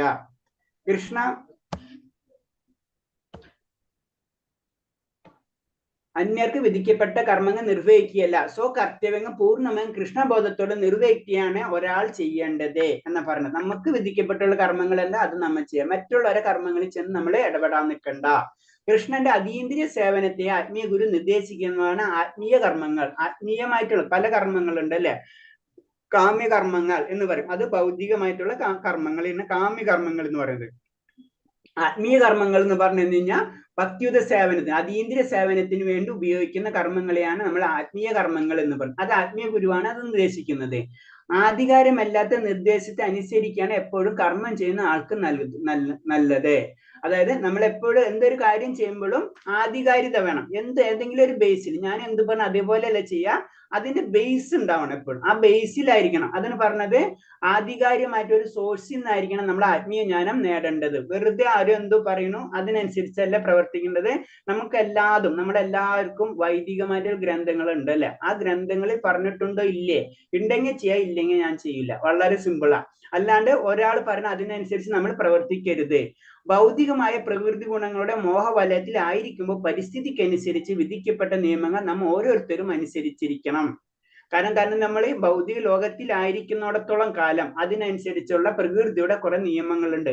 ആ നിയമങ്ങൾക്കനുസരിച്ച് നമ്മൾ പ്രവർത്തിച്ചിരിക്കണം, അല്ലെങ്കിൽ നമുക്ക് അവിടെ നിലനിൽപ്പ് ഉണ്ടാവില്ല. പ്രകൃതിക്കുള്ള ഗുണങ്ങൾക്ക് അതീതനും തികഞ്ഞ കൃഷ്ണബോധമായവൻ ഒരാൾക്ക് വിശ്വാസമാത്മഗുരുവിന്റെ ഉപദേശപ്രകാരം എന്ത് വേണമെങ്കിലും ചെയ്യാം. അതാണ് അടുത്ത പോയിന്റ്. നമ്മൾ ആത്മീയ ഗുരുവിനെ സ്വീകരിച്ച് ആത്മീയഗുരുവിന്റെ നിർദ്ദേശം അനുസരിച്ചാണ് പ്രവർത്തിക്കുന്നത് വെച്ച് കഴിഞ്ഞാൽ ആ ഗുരു എന്താ പറയുന്നത് അത് നമുക്ക് ചെയ്യാം. അവിടെ പിന്നെ നിയമങ്ങളും കാര്യങ്ങളും ഒന്നുമില്ല. കാരണം ആ ഗുരുവിന് അറിയാം ഏതാണ് സത്യം ഏതാണ് തെറ്റെന്ന്. അപ്പൊ അതിനനുസരിച്ച് ആ ഗുരു നമ്മളോട് ഉപദേശിക്കുള്ളൂ, അതിനനുസരിച്ച് നമ്മൾ പ്രവർത്തിക്കുള്ളൂ. അടുത്ത ശ്ലോകം. അർജുന ഉവാച അത കേന പ്രയുക്തേയം പാപം ചരതി പുരുഷഃ അന്യച്ഛന്നം വിവാഷ്ണേയ ബലാദിവ നിയോജിത. അർജുനൻ പറഞ്ഞു, വാഷ്ണേയ, ഏതിനിലാണ് ഒരാൾ തനിക്ക് ഇഷ്ടമില്ലെങ്കിലും ബലാത്കാരേണ പോലെ പാപം ചെയ്യാൻ പ്രേരിപ്പിക്കുന്നത്? അർജുൻ ചോദിക്കുന്നു, ഒരാൾക്കും നമുക്ക് ആരോട് ചോദിച്ചു കഴിഞ്ഞാൽ ഒരാളെ പറ്റിക്കാനോ ഒരാളെ നശിപ്പിക്കാനോ ഒരാൾക്ക് ദുഃഖം ഉണ്ടാക്കാനോ നമുക്ക് ദുഃഖമുണ്ടാക്കാനോ ഇതൊന്നും നമ്മൾ ആഗ്രഹിക്കുന്നില്ല അല്ലെ. പക്ഷെ ഇത് സംഭവിക്കുകയാണ് ചെയ്യുന്നത്. അതെന്താണ്? അതാണ് അർജുനൻ ചോദിക്കുന്നത്. ഇതിന്റെ കാരണം എന്താണ്? അതിനെ ഒരാൾ തനിക്ക് ഇഷ്ടമെങ്കിലും ബലാത്കാരനെ പോലെ പാപം ചെയ്യാൻ പ്രേരിപ്പിക്കുന്നത് എന്തുകൊണ്ടാണ്? അതിന്റെ കാരണം അർജുനൻ ചോദിക്കണം.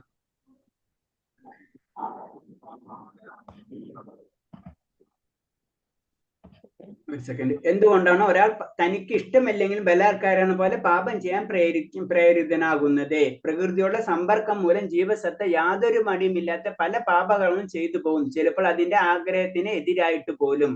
അപ്പൊ അതിന്റെ കാരണം വളരെ സിമ്പിൾ ആണ്. കാരണം പറയുന്നത് എന്താണ്? പ്രകൃതിയോടുള്ള സമ്പർക്കം.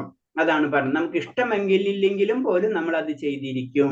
അപ്പൊ അതിന് ഉദാഹരണം പറഞ്ഞത് തന്നെ പെട്ടെന്ന് പറഞ്ഞ് മനസ്സിലാവേണ്ട രീതി ഞാൻ പറഞ്ഞത്, ഒരു നമ്മൾ സൂപ്പർ മാർക്കറ്റിൽ പോയി നമ്മളെ കൂടെ ഒരു ചെറിയ കുട്ടി ഉണ്ടെന്ന് വെച്ച് കഴിഞ്ഞാൽ നമുക്കറിയാം ഒരു മിഠായി വാങ്ങാൻ നമുക്കറിയാം അതിന്റെ ആവശ്യമില്ലെന്ന്, പക്ഷെ ആ കുട്ടിയുടെ അതനുസരിച്ച് നമ്മൾ വാങ്ങിക്കാൻ ചെയ്യണം അല്ലെ. അപ്പൊ നമ്മുടെ ആഗ്രഹത്തിന് എതിരായിട്ട് പോലും നമ്മൾ അത് ചെയ്യും. ആ ചുറ്റുപാടിനനുസരിച്ചാണ് നമ്മളെ പല കർമ്മങ്ങളും നമ്മൾ ചെയ്തു പോകുന്ന പറയുന്നത്. നമുക്ക് ഇഷ്ടമല്ല, കാരണം നമുക്ക് ഇഷ്ടമല്ലാത്തതിന്റെ കാരണം നമ്മൾ സച്ചിദാനന്ദ സ്വരൂപനാണ്. നമുക്ക് ആനന്ദം ഏത് സമയത്തും നമുക്ക് അനുഭവിച്ചുകൊണ്ടിരിക്കും. അപ്പൊ നമുക്ക് മറ്റുള്ള കാര്യം ചെയ്യേണ്ടതില്ല.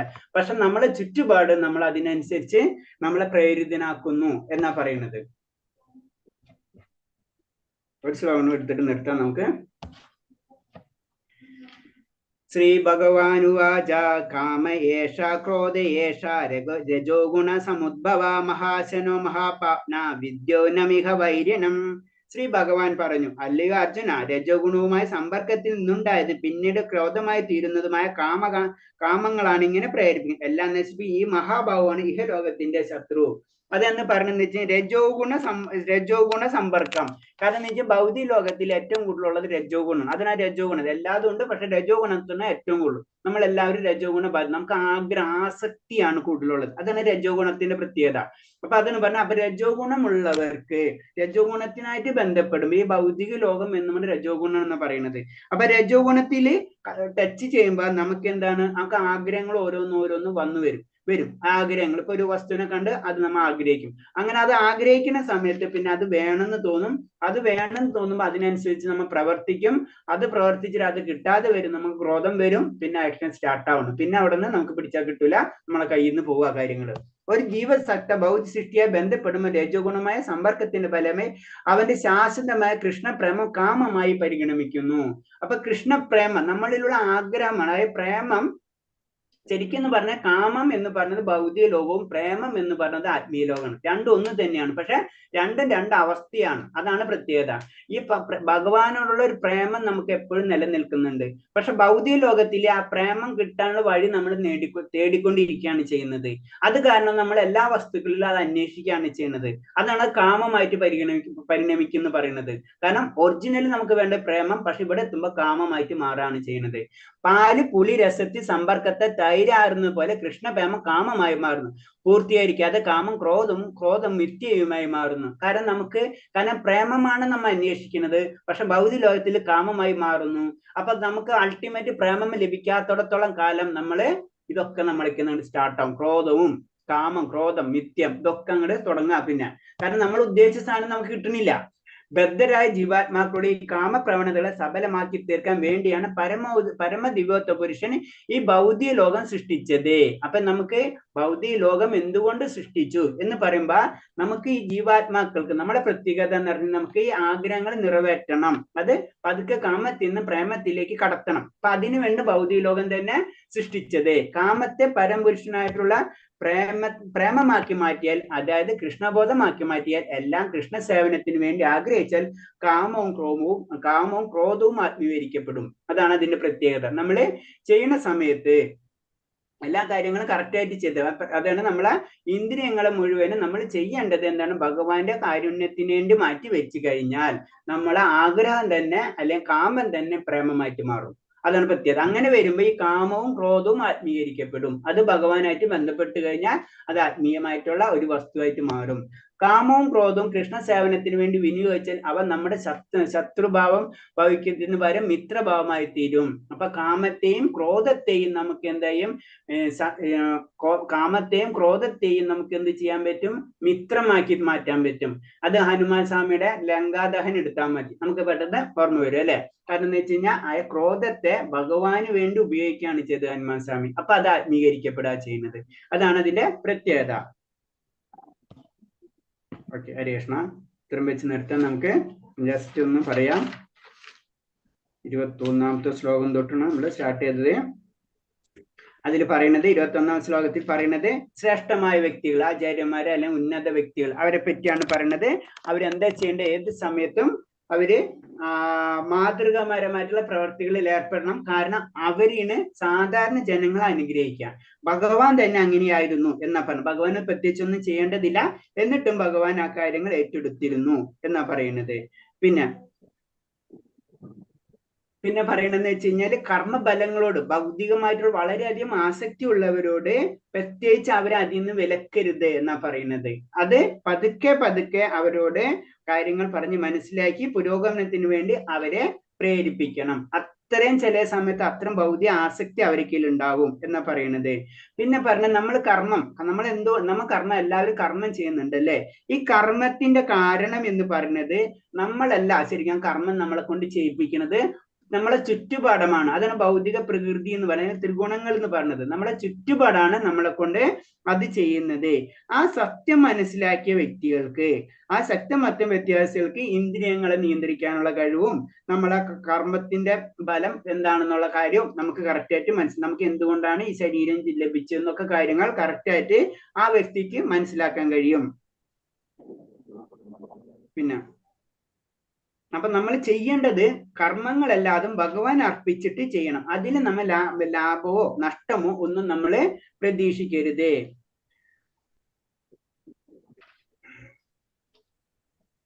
പിന്നെ ഭഗവാന്റെ നിർദ്ദേശങ്ങളെ അവഗണിക്കുന്ന വ്യക്തികൾക്ക് തീർച്ചയായിട്ടും അവർക്ക് പൂർണ്ണത നേടാനുള്ള പരിശ്രമങ്ങളെല്ലാതും വിഫലമായി പോകും. അപ്പൊ അവര് അസൂയാലുക്കളാവാൻ പാടില്ല. ഭക്തിയിൽ നമ്മുടെ ഏറ്റവും ഇമ്പോർട്ടൻസ് അസൂയ നമ്മളിലേക്ക് ഉണ്ടാവാൻ പാടില്ല എന്നാ പറയാ.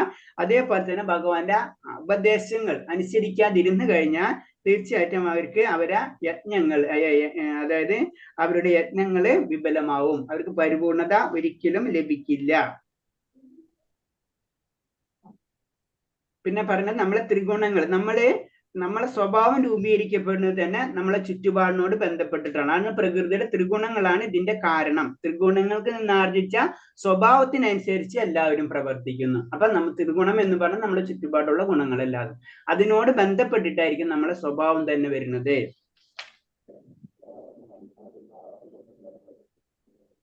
പിന്നെ നമ്മളെ ആത്മസാക്ഷാത്കാരത്തിന്റെ വിലങ്ങ് തടികളാണ് ആസക്തിയും അതേപോലെ തന്നെ വിരക്തിയും. ഇത് നിയന്ത്രിക്കാനുള്ള കഴിവ് നമ്മൾ ആസക്തിയെ നിയന്ത്രിക്കണം, വിരക്തിയെ നിയന്ത്രിക്കണം. അതിനുള്ള വഴികളാണ് ശരിക്കും നമ്മളെ ആത്മീയമായിട്ടുള്ള ഗ്രന്ഥങ്ങളിൽ പറഞ്ഞിട്ടുള്ളത്. അതിന് ചില നിയമങ്ങളുണ്ട്, ചില തത്വങ്ങളുണ്ട്. ആ തത്വത്തിലൂടെയാണ് നമ്മൾ ഇത് രണ്ടും നിയന്ത്രിക്കുന്നത്, ആസക്തിയായാലും അല്ലെങ്കിൽ വിരക്തിയാണെങ്കിലും. പിന്നെ അടുത്ത ശ്ലോകം പറയണെന്ന് വെച്ച് കഴിഞ്ഞാൽ നമ്മളെ ഡ്യൂട്ടി നമ്മൾ ചെയ്യാം, മറ്റുള്ളവരുടെ ഡ്യൂട്ടിയിൽ നമ്മൾ ഇടപെടണ്ട. അതാണ് പറഞ്ഞത്. തെറ്റോടുകൂടിയാണെങ്കിലും തനിക്ക് വിധിക്കപ്പെട്ട ചുമതലകൾ നിറവേറ്റേണ്ടതാണ്. അതിന് പെട്ടെന്ന് മനസ്സിലാവേണ്ട ഒരു രീതി പറയാം. ചിലവർക്ക് ശൂദ്ര സ്വഭാവമായിരിക്കും. ശൂദ്രൻ എല്ലാവരും സേവിക്കുന്ന ഒരു സ്വഭാവം ചിലവരിൽ കാണാൻ പറ്റും. അവരെ നമ്മൾ ശരിക്കും ക്ഷത്രിയന്റെ ഒരു ഡ്യൂട്ടി ഏൽപ്പിച്ചു കഴിഞ്ഞു കഴിഞ്ഞാൽ എവിടെ സംഭവിക്കുക? അവിടെ പ്രശ്നങ്ങൾ സ്റ്റാർട്ട് ആവും അല്ലെ? കാരണം എന്ന് വെച്ച് കഴിഞ്ഞാൽ അവരെ ഹെൽപ്പിംഗ് മെന്റാലിറ്റി ആയിരിക്കും അവർക്ക്. ആ ഹെൽപ്പിംഗ് മെന്റാലിറ്റിയിൽ ഒരാളെ കൺട്രോളർ ആയിട്ട് ഇട്ട് കഴിഞ്ഞാലോ അവിടെ പണിപാളി. അത് തന്നെയാണ് പറഞ്ഞത്. അപ്പൊ അതാണ് പറഞ്ഞ അതും ഇതിന്റെ ഒരു ഇൻഡയറക്റ്റ് കുറെ മീനിങ്ങൾ നമുക്ക് വരുന്നതാണ്. അപ്പൊ നമ്മൾ പിന്നെയും പല കാര്യങ്ങളുണ്ട്, എന്നാൽ ജനറൽ ആയിട്ട് പറഞ്ഞു. അപ്പൊ നമുക്ക് നമ്മുടേതായ ഒരു ക്യാരക്ടർ ഉണ്ടാവും. ആ ക്യാരക്ടർ ആ ക്യാരക്ടർ തന്നെയുള്ള രീതിയിലാണ് നമ്മൾ ചെയ്യുന്നത് വെച്ചാൽ നമുക്ക് അതിൽ ഫെയിലിയർ വരില്ല. അതാണ് അതിന്റെ പ്രത്യേകത. ഇപ്പൊ 4 ഗുണത്തിൽ ഏതെങ്കിലും ഒരു ഗുണത്തിലായിരിക്കും നമ്മൾ നിലനിൽക്കുക.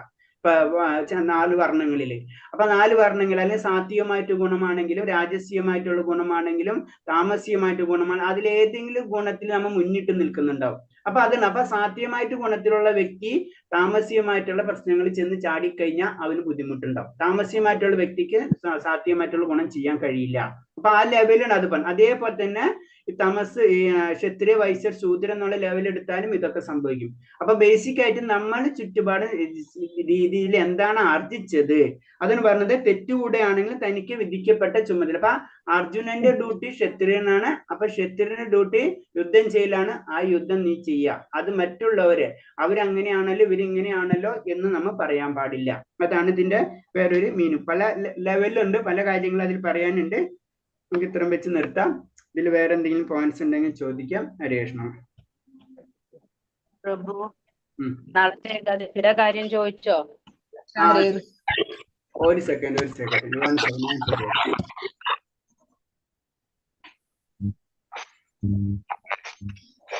അത്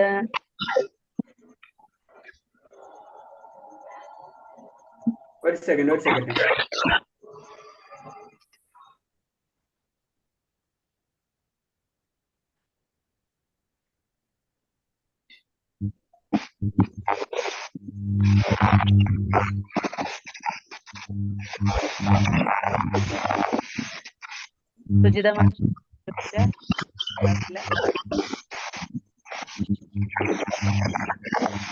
സുജിത മാതാജി ഉണ്ടോ?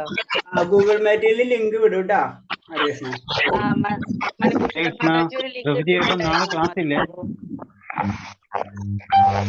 ഹരേ കൃഷ്ണ പ്രഭുജി നാളെ ക്ലാസ് ഇല്ലേ? നാളെ ക്ലാസ് ഉണ്ടാവും.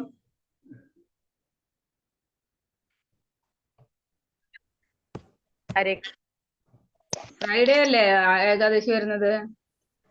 നാളെ ഏകദേശ നാളെ ഗ്രൂപ്പിൽ ലിങ്ക് വിടും. ആ ടൈം ഉണ്ടാവും. ആ ടൈമിന് നിങ്ങൾക്ക് കയറി വായിക്കാം. പ്രഭുജി 22 ആണോ 23 ആണോ ഏകാദശി വരുന്നത്? നാളെ അല്ലേ?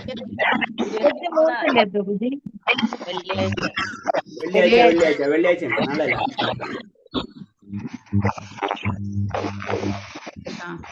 ഓക്കെ. വേറെ എന്തെങ്കിലും ചോദ്യം ഉണ്ടോ ഇതില് ഈ ശ്ലോകങ്ങളില്?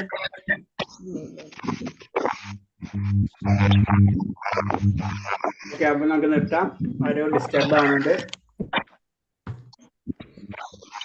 വാഞ്ചകൽപരൂപച്ച കൃപസിന്ദേപച്ച പതിനാം പാവനേഭ്യ വൈഷ്ണവേഭ്യ നമോ അനുഭവ വൈഷ്ണവർക്ക് ഗുരുദേവ. എല്ലാവർക്കും പ്രണാമം. പ്രണാമം ഗുരുജി.